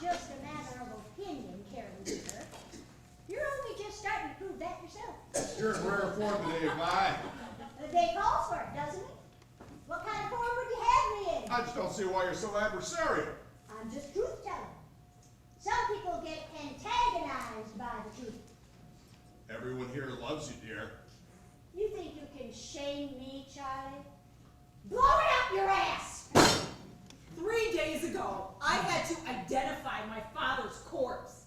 And now I have to sit here and listen to you viciously attack every member of this family? Attack my family? When have you ever been attacking your sweet, spoiled life? You tell her about attacks and everything. Tell her what an attack looks like. Settle down. Don't tell me some goddammit! I'm not a goddamn invalid! I don't need to be abided to. Or am I already passed over? Now, honey, stop. She came to my rescue when one of my mama's many gentlemen friends attacked me with a claw hammer. This woman has dents in her skull from hammer blows. You think you've been attacked? What do you know about life on the plains? What do you know about hard times? I know you had a rough childhood. You don't know! You do not know! None of you know! Except this woman right here, and that man that we buried today. Sweet girl, sweet Barbara, my heart breaks for every time you felt pain. I wish I could have shielded you from it. But if you think for one solitary second that you can fathom the pain that man felt in his natural life, you got another think coming. Do you know where your father lived from age 4 until about 10? Do you? Do you? No. In a Pontiac sedan. His mother, his father, in a fucking car. Anything else you want to say about your rotten childhood? That's the crux of the biscuit. We worked too hard and rose too high. We sacrificed everything, and we did it all for you. Your father and I were the first in our families to finish high school. And he wound up an award-winning poet. You girls, given a college education, taken for granted, no doubt, where do you wind up? What do you do? What do you do? Who are you? You worked as hard as we did. Y'all be president. You don't have any real problems, so you have to make up problems yourselves. Why are you screaming at us? It's just time to tell the truth around here. That's all. It's a damn fine day to tell the truth. Truth is, I'm getting full. I saw her making those pies. They look so I have the truth to tell. It speaks. What is it, son? I have a truth to tell. Little Charles? Oh, Charles, not like this, please. The truth is,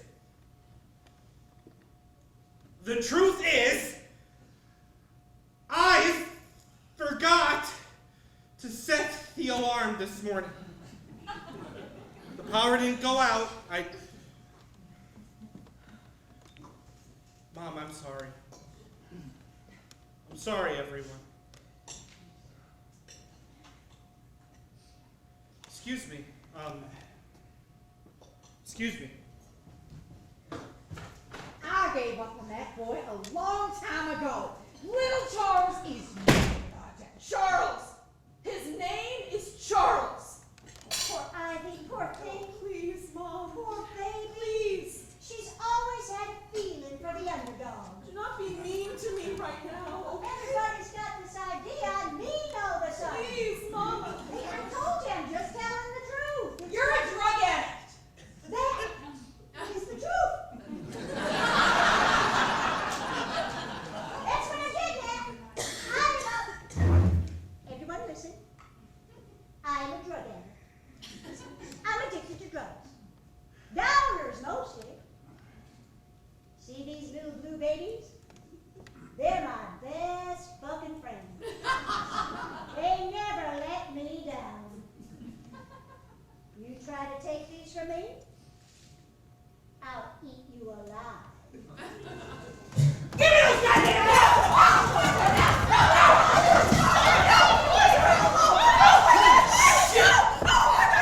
Shut up!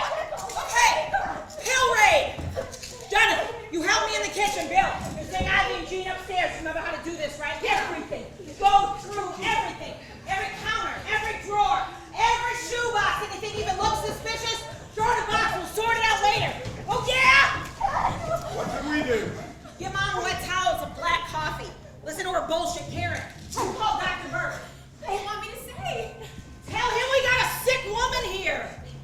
can't do this. This is my house. This is my house. You don't get it, do you? I'm running things now!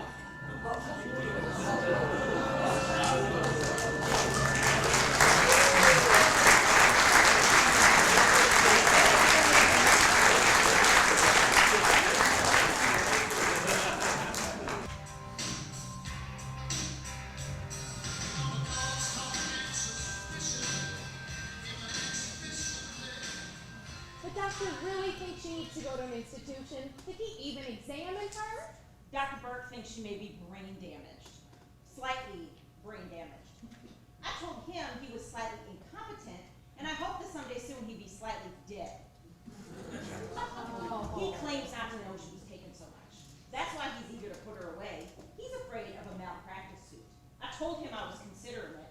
Irresponsible shithead. Well, why did he write so many prescriptions? Doesn't he know? It's not just him. She's got a doctor in every port. Here's how she does it. She sees a doctor for back spasms and gets a prescription. Day or two later, she goes back, says she lost her pills, and he writes her another one. Then next week, she pulls a muscle, more pills. Then the dosage is wrong, more pills, and over, until she makes one too many trips, and he says, I'm not prescribing anymore. And she pulls a sheaf of prescription receipts out of her purse and says, I'll go to the AMA and have your ass in court for overprescribing me. I mean, she genuinely threatens these men, and they give in to her. And you knew this was going on again?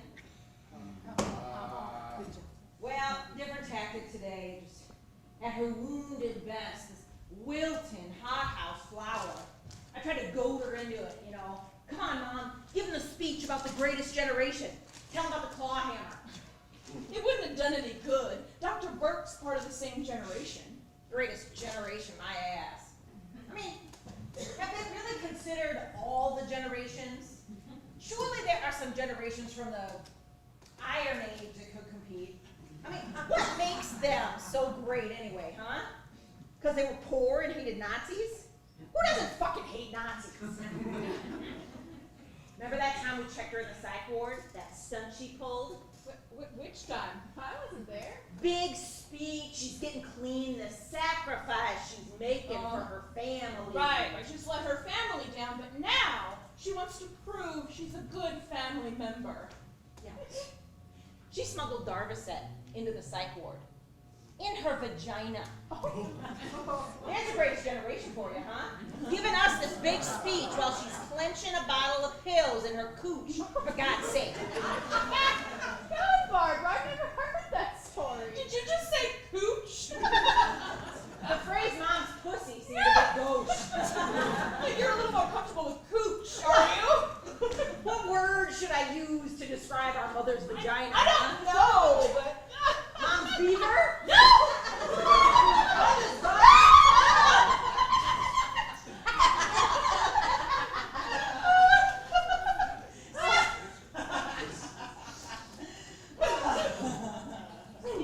You know, Barb, I'm just so sorry about you and Bill.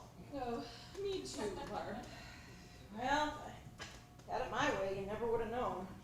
Well, do you think it's a temporary thing, or? Who knows? We've been married a long time. You know, that's one thing about Mom and Dad. You gotta tip your cap to anyone who can stay married that long. Karen, he killed himself. Yeah, but still.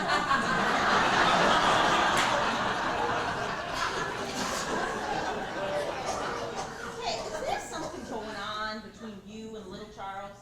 Oh, I don't know that I'm comfortable talking about that. Because you know, he is our first cousin. Oh, give me a break. You should consider children. I'm almost 45, Karen. I put those thoughts behind me a long time ago. Anyway, I had a hysterectomy year before last. Why? Cervical cancer? Oh, I didn't know that. Neither did I. Oh, well, I didn't tell anyone except Charles. I mean, that's where it started between him and me. Why wouldn't you tell anyone? from Mom for the rest of my life. She doesn't need any more excuses to treat me like some damaged thing. What? You might have told us. You were going to tell us about you and Bill. That's different. Why? Because it's you and not me? No, because divorce is an embarrassing public admission of defeat. Cancer's fucking cancer. You can't help that. We're your sisters. We might have given you some comfort. I just don't feel that connection very keenly. Well, I feel very connected to the both of you. We never see you. You're never around. I mean, you haven't been around for... Well, I still feel that connection. You think if you tether yourself to this place in mind only, you don't have to actually appear. You know me that well. No! And that's my point. I can't perpetuate these myths of family or sisterhood anymore. I mean, we're all just people. Some of us accidentally connected by genetics, a random selection of cells. Nothing more. When did you get so cynical? That's funny coming from you. Bitter, sure, but random selection of cells? Well, maybe my cynicism flowered with the realization that the obligation of caring for our parents was mine alone. Oh, don't give me that. I participated in every goddamn Until you thing. had enough and got out. You and Karen. I had my own family to think about. Oh, that's a cheap excuse. As if by having a child you were somehow alleviated of all responsibility. So now I'm being criticized for procreating, huh? I'm not criticizing. Do what you want. You did. Karen did. And if you didn't, that's not my fault. That's right. So don't lay this sister thing on me now, all right? I don't buy it. I haven't bought it for a long time. When I leave here, and leave for good, I won't feel any more guilty than when you did. Well, who says we don't? Are you leaving here? Charles and I are going to New York.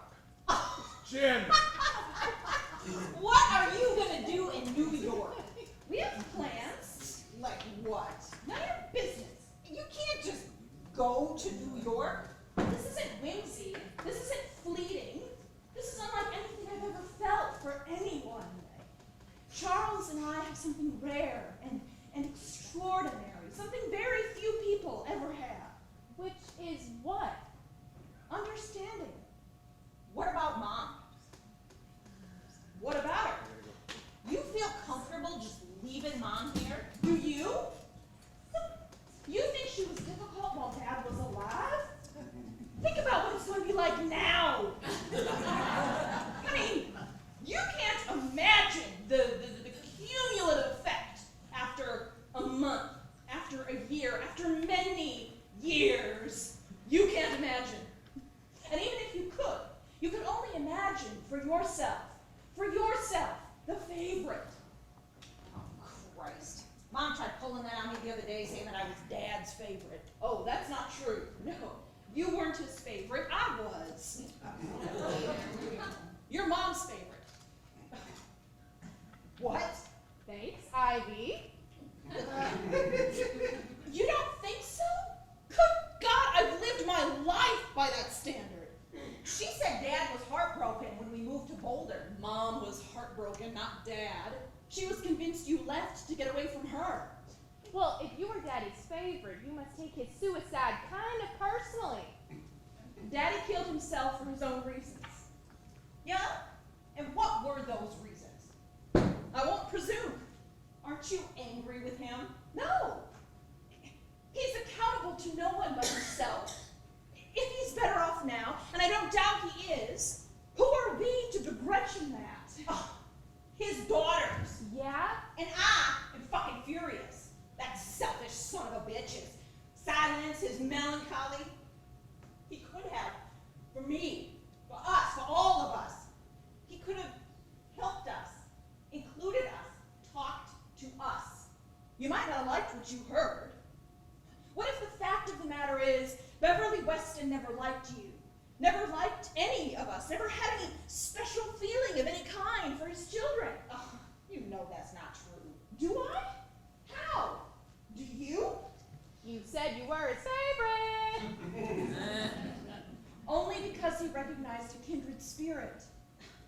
I'm sorry, this little theory of yours is accidental genetics. That doesn't fly. Not with me. I believe he had a responsibility, something greater than himself. We all do. Good luck with that. I just can't believe your worldview is that dark. You live in Florida.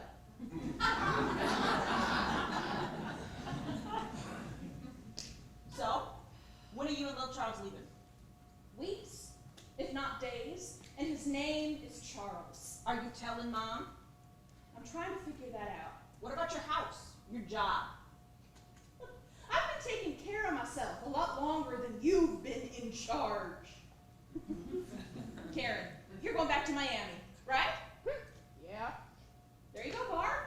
You want to know what we're going to do about Mom? Karen and I are leaving. If you want to stay and deal with her, that's your decision. If you don't like it, that's your prerogative. But nobody gets to point a finger at me. Nobody. Hello? Am I interrupting anything? No. Have you had your bath? Do you want something to eat? No, Drink? no. I can get you some more coffee. No, I'm fine, honey. You girls all together in this house? Just hearing your voices behind my door gives me a warm feeling. These walls must know a lot of secrets. I get embarrassed just thinking about it. There's nothing to be embarrassed about. Secret crushes, secret schemes. The province of teenage girls.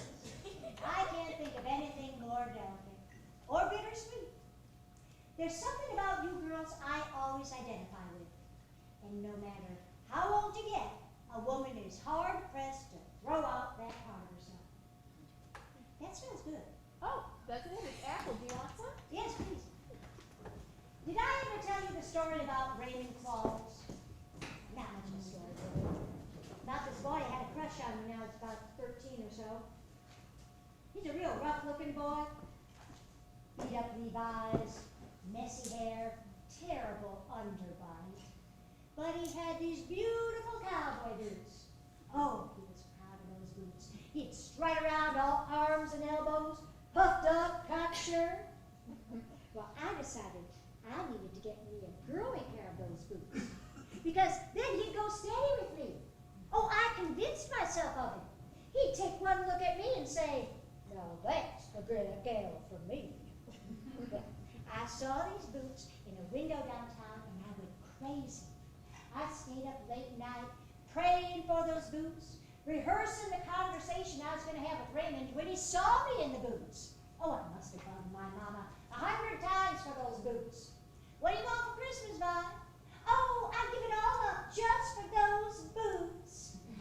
Well, I was bargaining, you know. Well, she started hinting about this package under the tree she'd wrapped up, about the size of a boot box. Real nice wrapping paper. Vi, don't you cheat and go looking in there before Christmas morning. She had a little smile on her face. Christmas morning, I was up like a shot under that tree, tearing open that box, and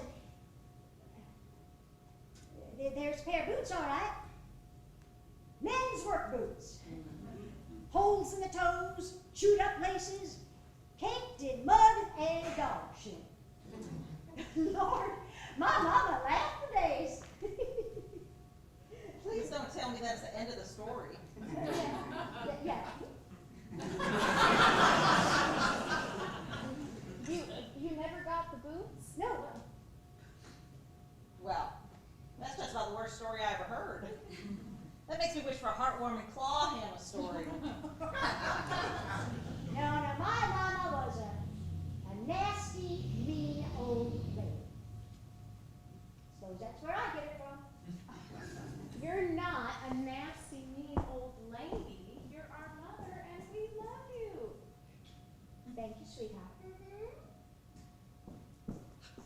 Hey, y'all, I need to talk to Mom for a minute.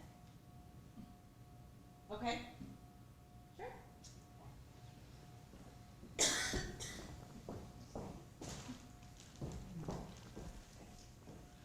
How's your head? Oh, I'm fine. Don't worry about me. I'm sorry. Honey, please. Just No, this is important. I need to say this. I lost my temper and I went too far. Barbara. The day, the funeral, the pills. I was spoiling for a fight. You gave it to me. So, truce? Truce. So what do you want to do now? Well, how do you mean? Well, maybe we could consider a rehab center or... No, I can't go through that. I can do this. I'm pretty sure I can. Really? Well, you got rid of all the pills, right? Well, all that we could find. I don't have that many hiding places. Mom, now come on. You want to search me? No. Once all the pills are gone.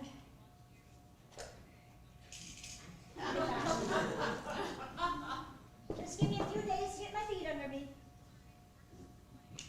I can't imagine how hard all this is for you right now. I want you to know you're not alone in all this. How can I help? I don't need your help. I want to help. No, I don't need your help. Mom. I don't need your help. I've got myself.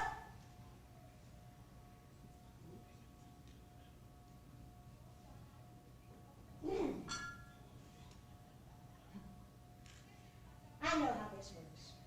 Once all the talking is through, everybody goes back to their own nonsense. I know that. Now don't you worry about me. I'll manage. I'll get by.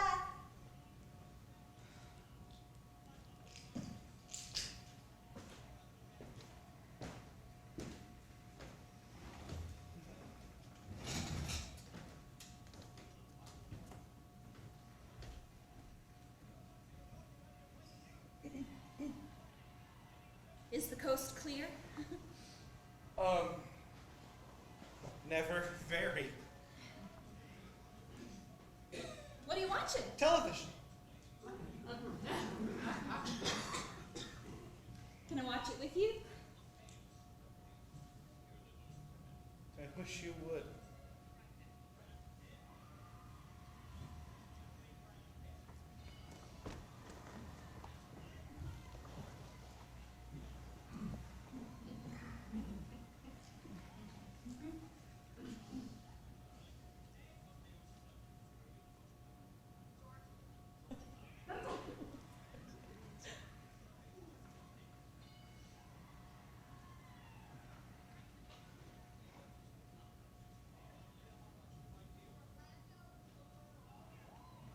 I almost blew it today, didn't I? Yeah. Yes, you did. Are you mad at me? No.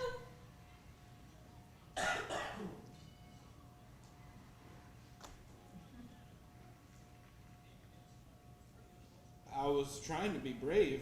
I know.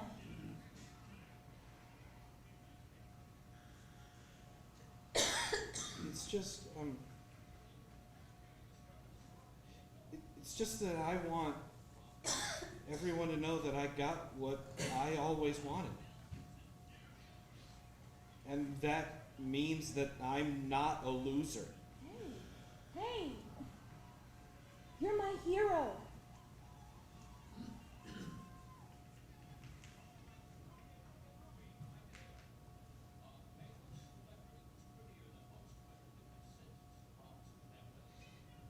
Hey,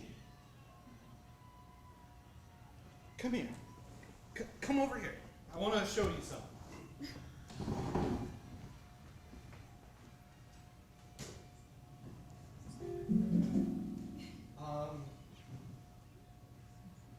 I wrote this for you.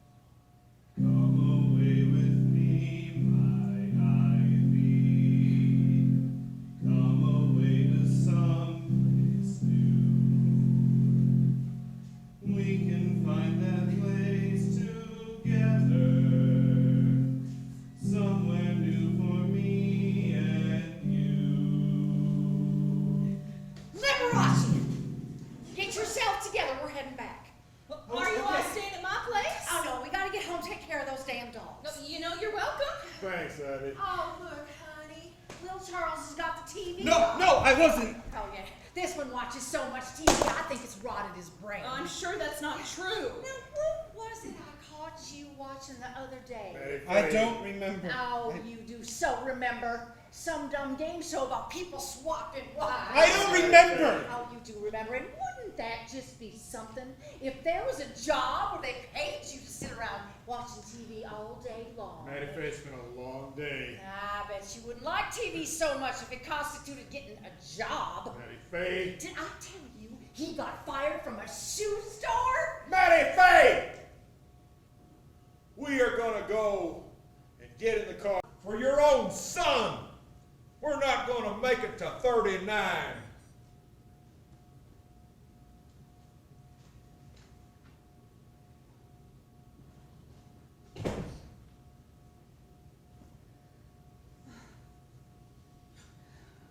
I'm sorry, I didn't mean to eavesdrop. I froze.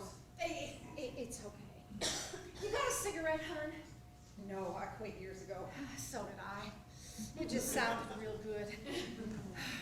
Barbara, today at that dinner, at that horrible dinner, it seemed like, well, it seemed like there was something. What? Well, it just seemed like there was something going on between little Charles and Ivy. Do you know if that's true? I don't know what to say here. Okay, look, is it true? Yes, it's true. Okay. Now, That this can't will be happen. difficult to explain, but you know, Ivy and little Charles, they've always marched to the beat of their own, and obviously, I would expect this would be hardest on you. And Barb. they're very much in love. At least they think they are. And what's the difference, right? I'm sure they're terrified of you and Mom. Oh, honey. And you know, it might seem unorthodox for cousins to get together, at least They're not nowadays. cousins. But you know, it's not as uncommon as you might think. Barbara, listen to me. They're not cousins. Beg your pardon? Little Charles is not your cousin. He's your brother. He's your blood brother. He's not your cousin. He's your blood brother. So you see, little Charles and Ivy are brother and sister. And so do you see what I mean? No, that's not. They're just No! Go back in the kitchen! No, we're just going to. Just stay in the kitchen, everybody! No! That's wrong. Maybe this. Are you sure? Yes. You and Dad? Yes. Who knows this? I do. And you do. Uncle Charlie doesn't suspect? We never discussed it. What? We never discussed it, okay? Did Dad know?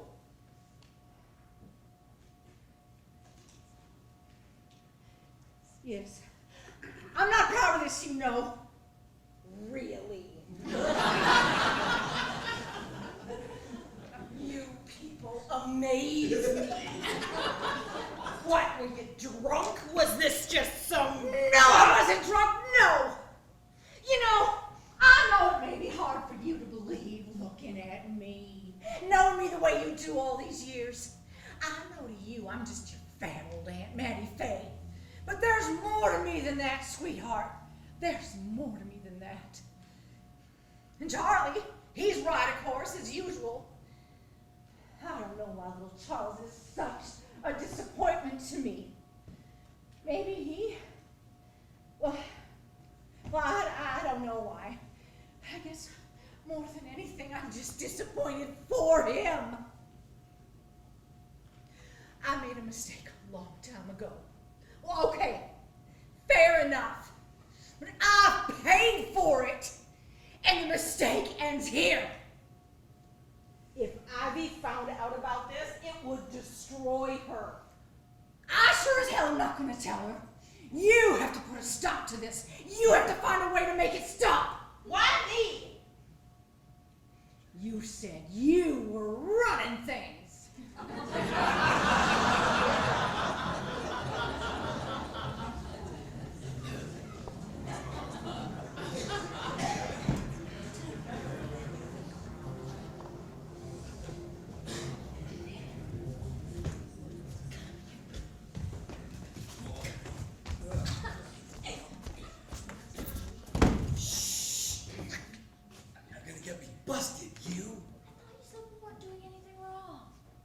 not. Some folks may not be crazy about the idea of me smoking pot with a girl born during the Clinton administration. First Bush. Oh, great. Stop talking about your bush. You're gonna get me all hot and bothered. You are disgusting. Oh, and I won't be able to control myself. You're kidding. This stuff is strong. Florida, baby. #1 industry. Who cares? #1 by far. Hey, you want a shotgun? What? You don't know what a shotgun is? Well, I know what a shotgun is. Not that kind of shotgun. Here, you just put your lips next to mine and you inhale while I exhale.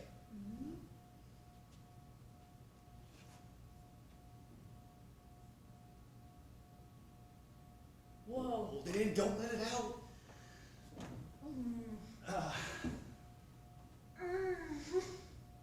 Jesus. That's a kick, huh? Oh, shit. That's what I'm talking about. Careful. You okay? You're not gonna pass out on me, are you? No.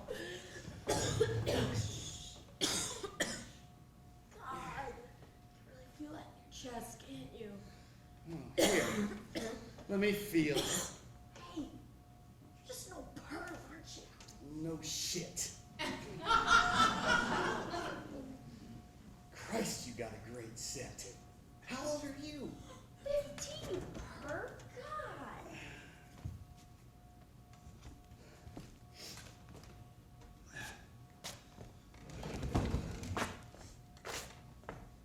Show them to me. No! Shh, yeah, show them to me. I won't look. Well, if you won't look, then there's no point showing them to you. Okay, I'll look then. Well, yeah, come on, show me your tits, little girl. Come on, we're partners. No, we're not. Aren't we amazing card partners? No, forget about it.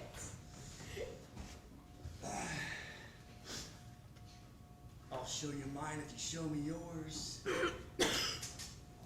I don't want to see yours. You ever seen one before? Yes. No, you haven't. Yes, I have. I'm not a virgin. You're not? No? Well, not technically. Well, I mean, I guess technically I am. But, like, not theoretically.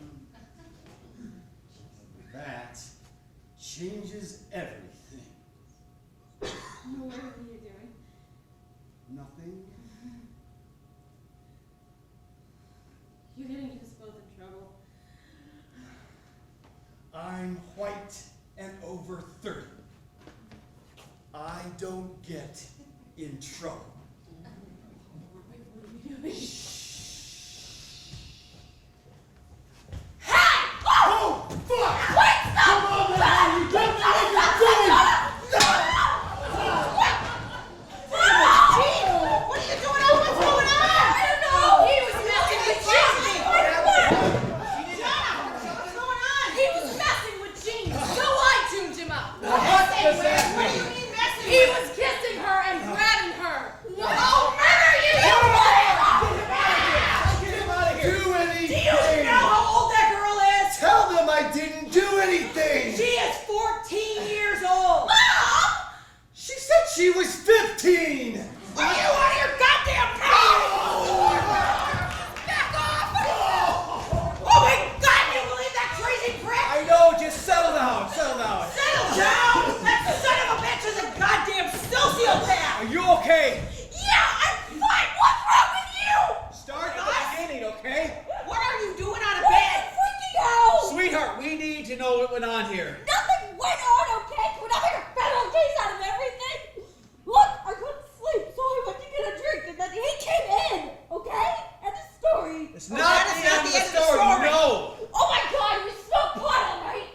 We smoked a little bit of pot, and then we're just goofing around, and then everything just went haywire. Oh, and the What have I donut told toast you about hit the smoking that pan. shit? I don't What think did I so. say? God, look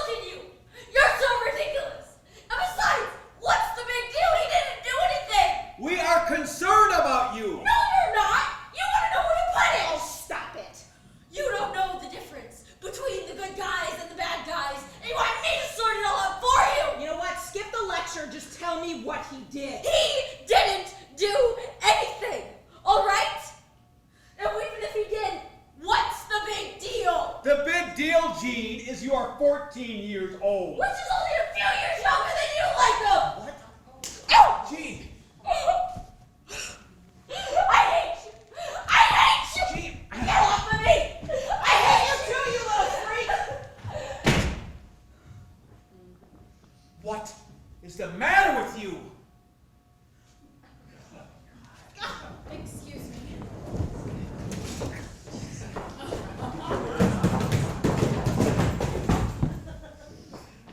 I can do without a speech. I beg your pardon. I'm leaving. We're leaving to Florida. Tonight. Now.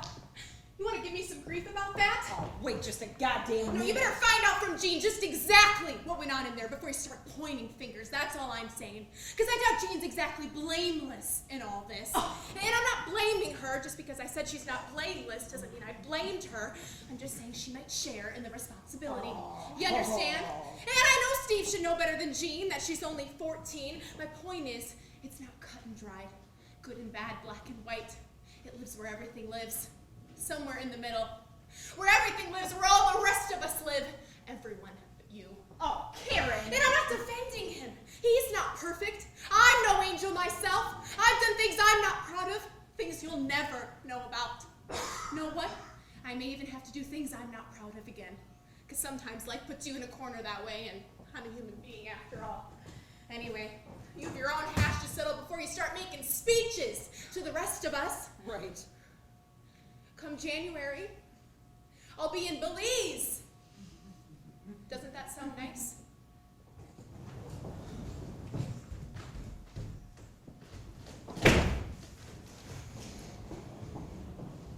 I'm taking Jean with me.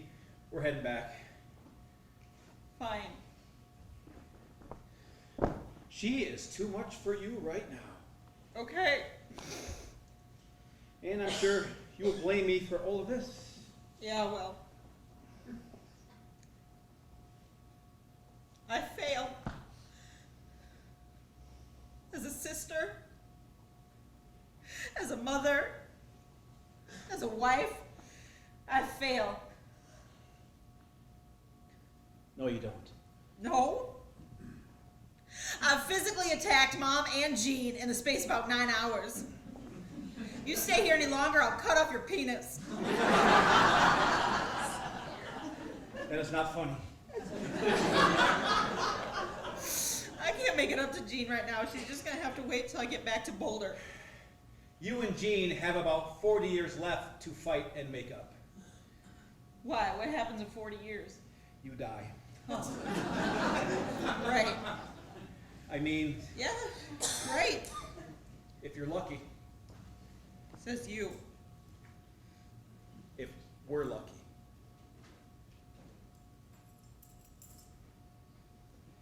You're never coming back to me, are you, Bill? Never say never, but But no. no.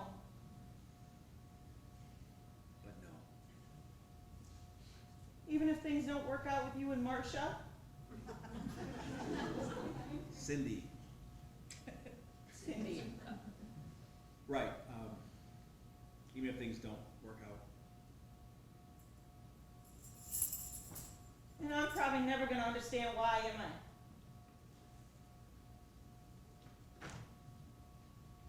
Probably not.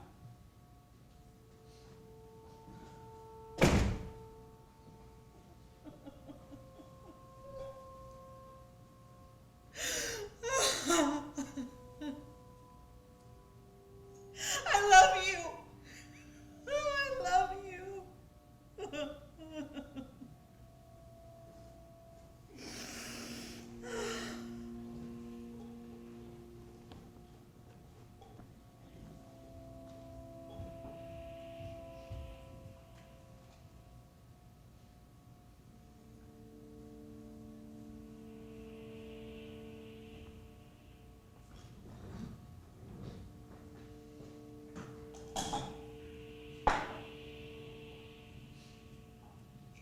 Last time I spoke with my father, we were talking about state of the world or something.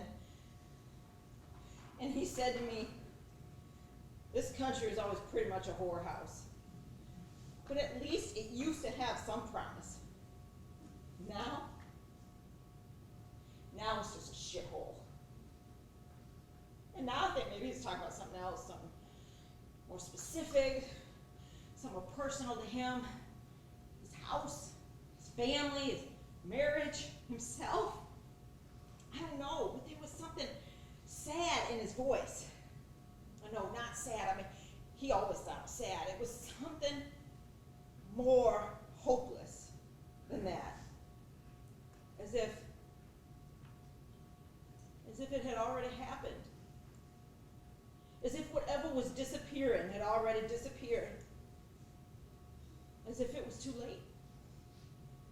As if it was already over and no one saw it go. This country, this experiment, America, this hubris. What a lament. No one saw it go. Here today,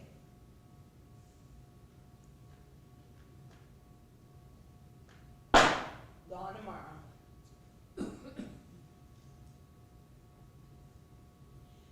Dissipation is actually much worse than cataclysm. Mrs. Fordham, Barbara. Barbara, are you firing me? No.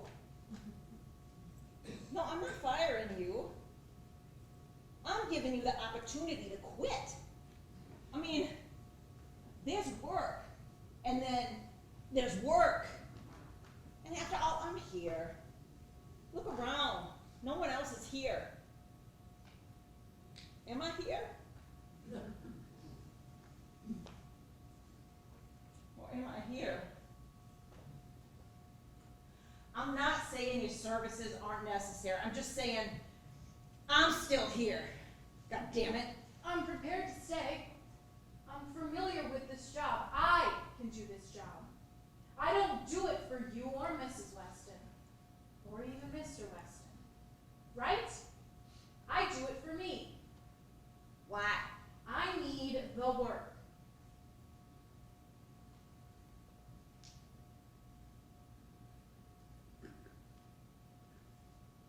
Jonna, what did my father say to you? Well, he talked a lot about his daughters. His 3 daughters and his granddaughter. That was his joy. Thank you. That makes me feel better. Knowing that you can lie. Oh, you know, I want you to stay on. Oh, Don't worry about your salary. I'll take care of it. thank you. Thank you very much.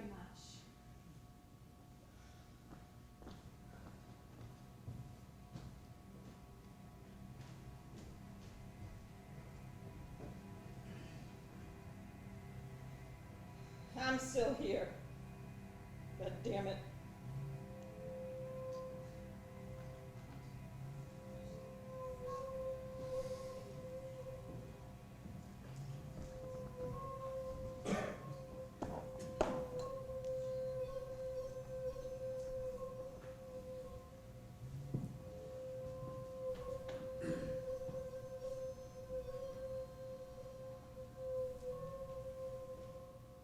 Everybody just vanished. You're the one I wanted to talk to. Hey, you want some coffee? No thanks. Sit down. Thanks. God, Dina, you look good. You filled out nicely. I mean, you just look really great. Thanks. Well, what about me?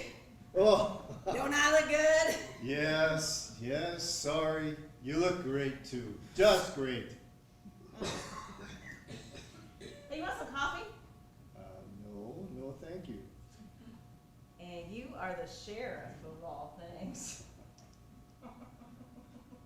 Well, that's ironic, huh? Why is that ironic? It's not. incongruous. I think I misused the word ironic. My husband could hear me say that.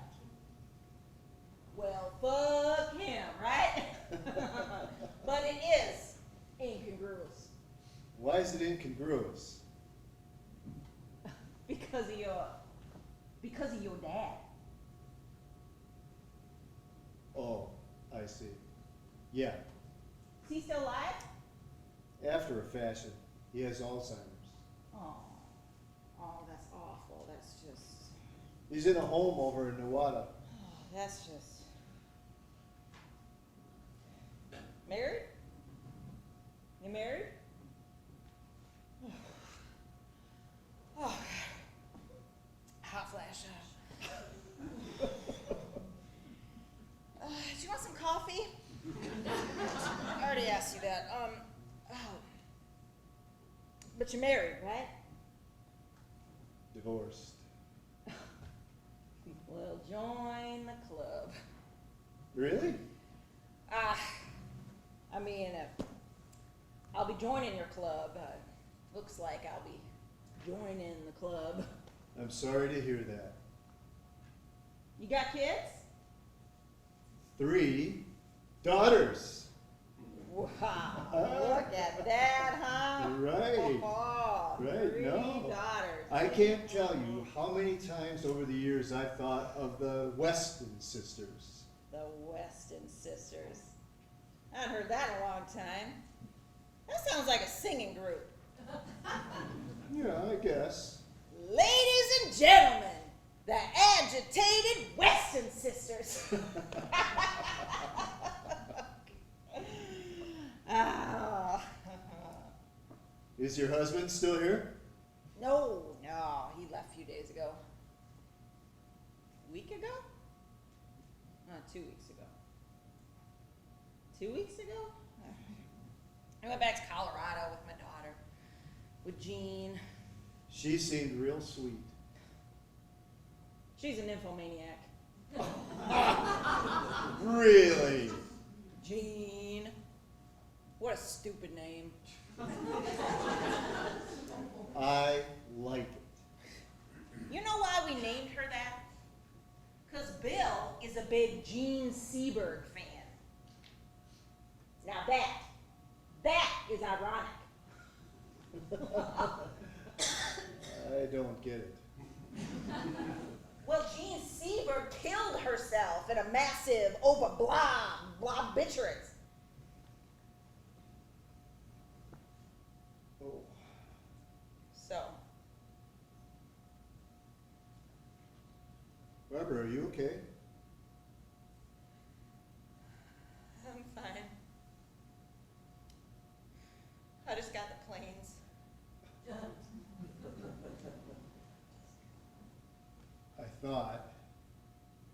I thought if you were going to be staying here for a while, then maybe we could get some lunch someday. Catch up? It's been a long time. Uh-huh. So would you like to get some lunch someday? Uh-huh. The other reason I came, I got a call from a woman named Chitra Nadu, who runs the Country Squire Motel. She was throwing out some old newspapers, and she saw a photo of Mr. Weston that ran with his obituary. She recognized him as the man who stayed in room 17 for 2 nights, the first 2 nights of his absence. She said he checked in, and she didn't see him again till he checked out.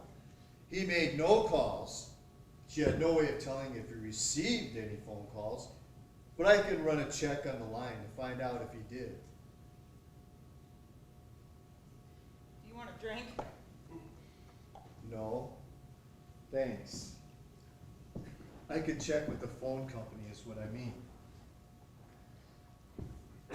But nobody knew where he was.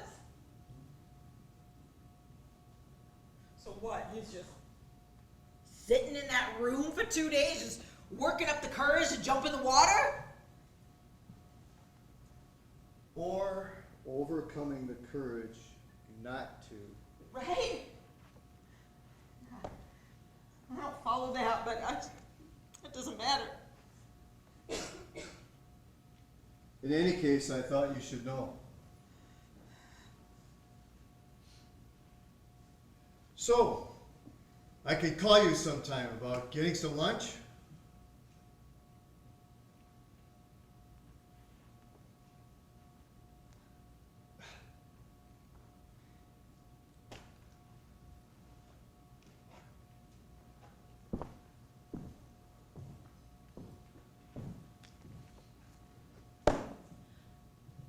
Come here.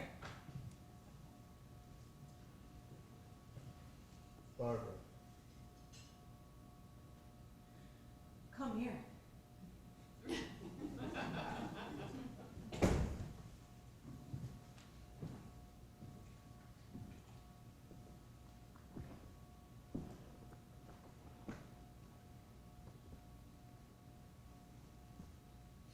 Barbara.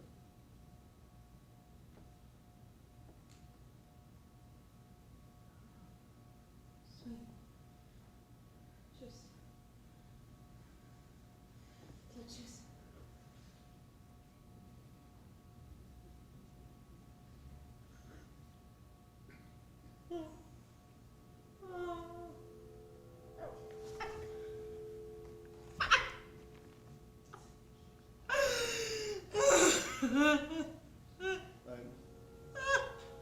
I'm sorry.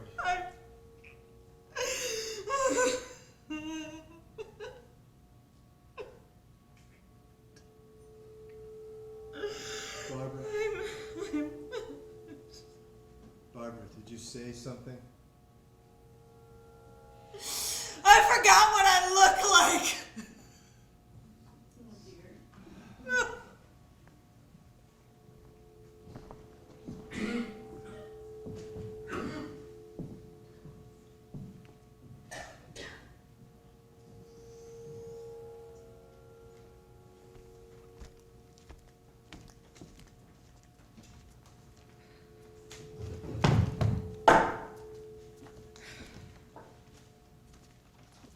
Is she clean?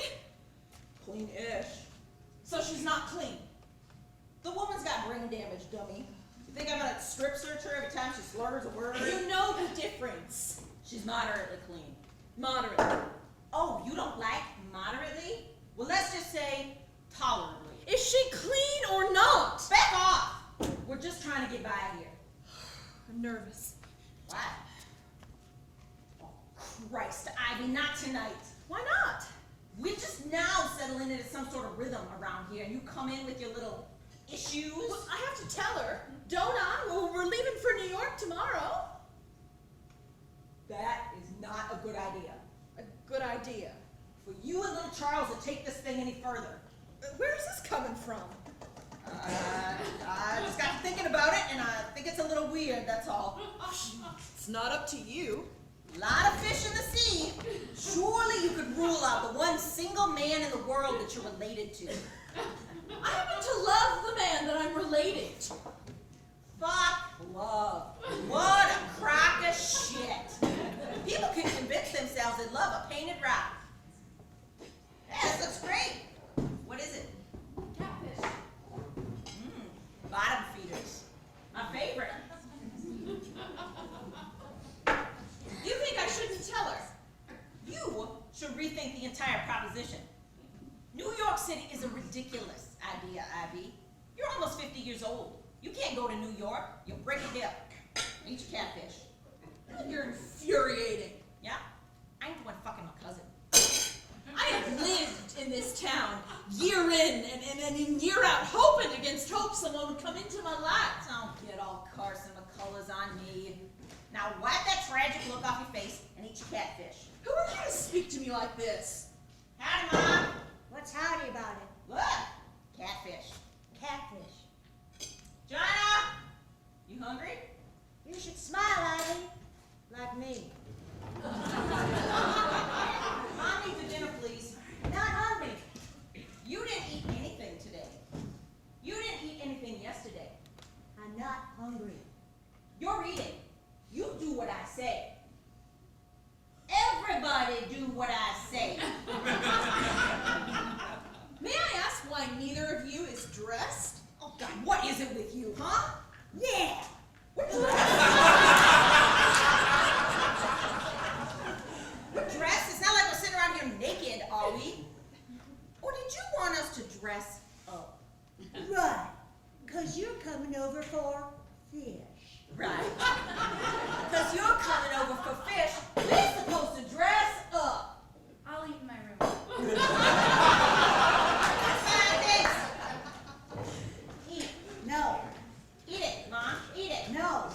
Eat it, you fucker. Eat that catfish. Go ahead. That doesn't cut any fucking ice with me now. Eat that fucking fish.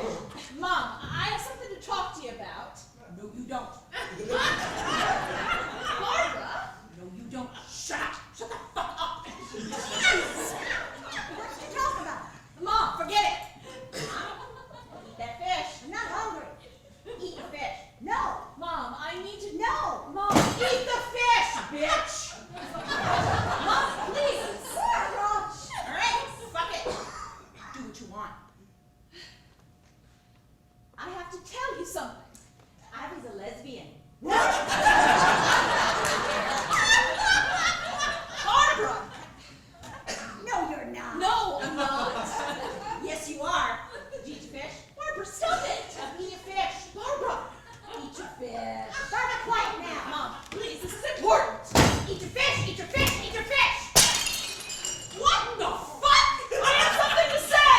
Are we breaking shit now? Because I can break shit. See? We can all break shit. Charles and I. You don't want to break shit with me, motherfucker. Charles and I. Jenna, let's build. Barbara, stop it. Mom, Charles and I. Little Charles. Charles and I. Little Charles. Charles and I. Little Charles. Charles and I. Little Charles. Barbara! You gotta say Little Charles or she won't know who you're talking about.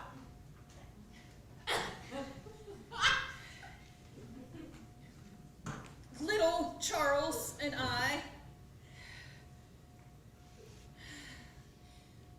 Little Charles and I are going to. Little Charles and you are brother and sister.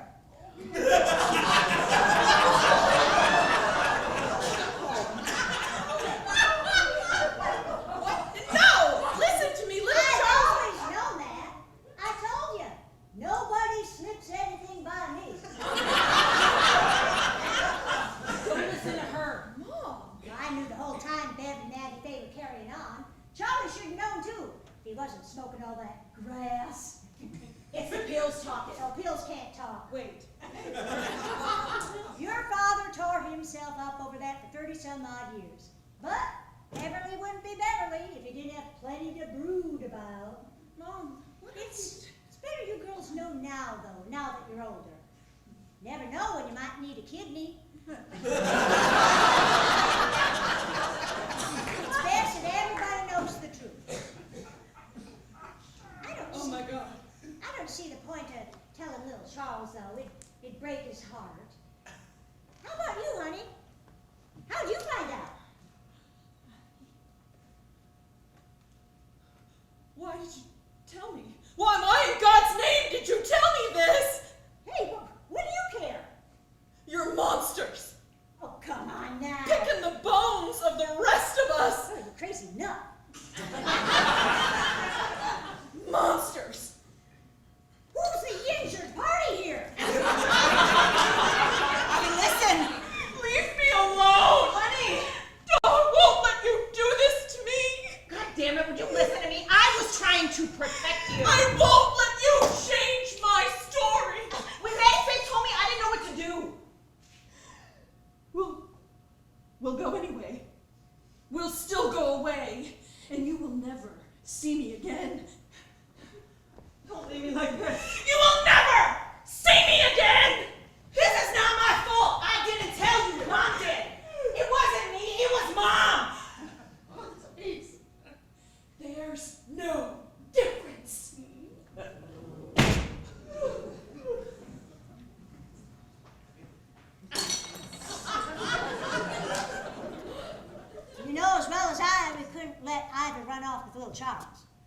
just wouldn't be right. Ivy's place is right here. She says she's going anyway. Nah, she won't go. She's a sweet girl, Ivy, and I love her to death. But she isn't strong, not like you, or me. Right. You knew about Daddy and Mattie Faye all these years?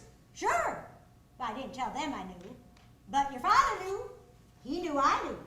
He always knew I knew.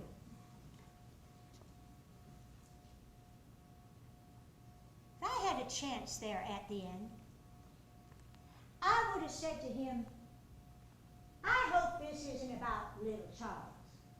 Because you know I know all about that. If I'd have reached him at that motel, I would have said, you'd be better off if you stopped sulking about ancient history. And anyway, just because you feel cast down doesn't let you off the hook. If you had reached him at the motel?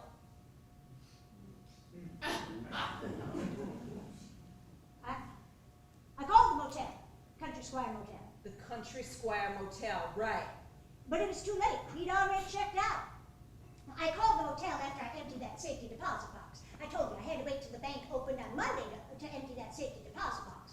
Now, maybe I should have called sooner, called the police or called Ivy or someone, but, well, we had an arrangement. Now, you need to understand that for people like your father and me, who never had any money, ever as kids, people from our generation, that money is important. How did you know where he was? He left a note. Said I could reach him at the motel. And I did. I did call the motel. I called on Monday. Yeah, after you got into your safety deposit box. Well, we had an arrangement. If you could have stopped Daddy from killing himself, you wouldn't have needed to get into that safety deposit box. Well, hindsight's 20/20 now, isn't it? Did the note say Daddy was going to kill himself? Mom! Well, now, if I had my wits about me, I might have done things differently. But your father and I, we both were working on that arrangement that we had. You fucked up. You were fucked up. You are fucked up! You better understand this, you smug little ingrate. There's at least one reason why Beverly killed himself, and that's you. You think he would have done what he did if you were still here? No! Just him and me in this house, left ourselves alone, abandoned, wasted lifetimes devoted to your care and comfort. So go ahead. Stick that knife of judgment in me. But make no mistake, his blood is as much on your hands as it is on mine. But he did this. This is his doing, not ours. Can you imagine anything more cruel than to make me responsible? And why? Just to weaken me, to make me prove my character? So no, I waited till I could get my hands on that safety deposit box. But I would have waited anyway. You want to show who's stronger, Bev? Nobody's stronger than me, goddammit! When nothing's left, everything's gone and disappeared, I'll be here! Who's stronger now, you son of a bitch?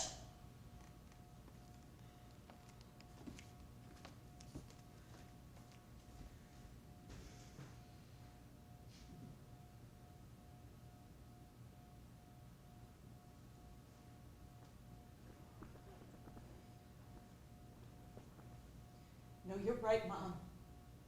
You're the strong one.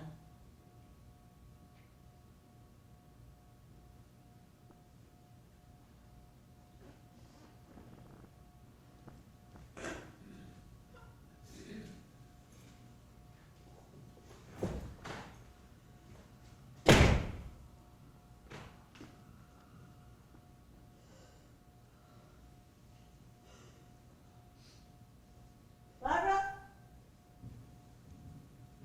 Barbara?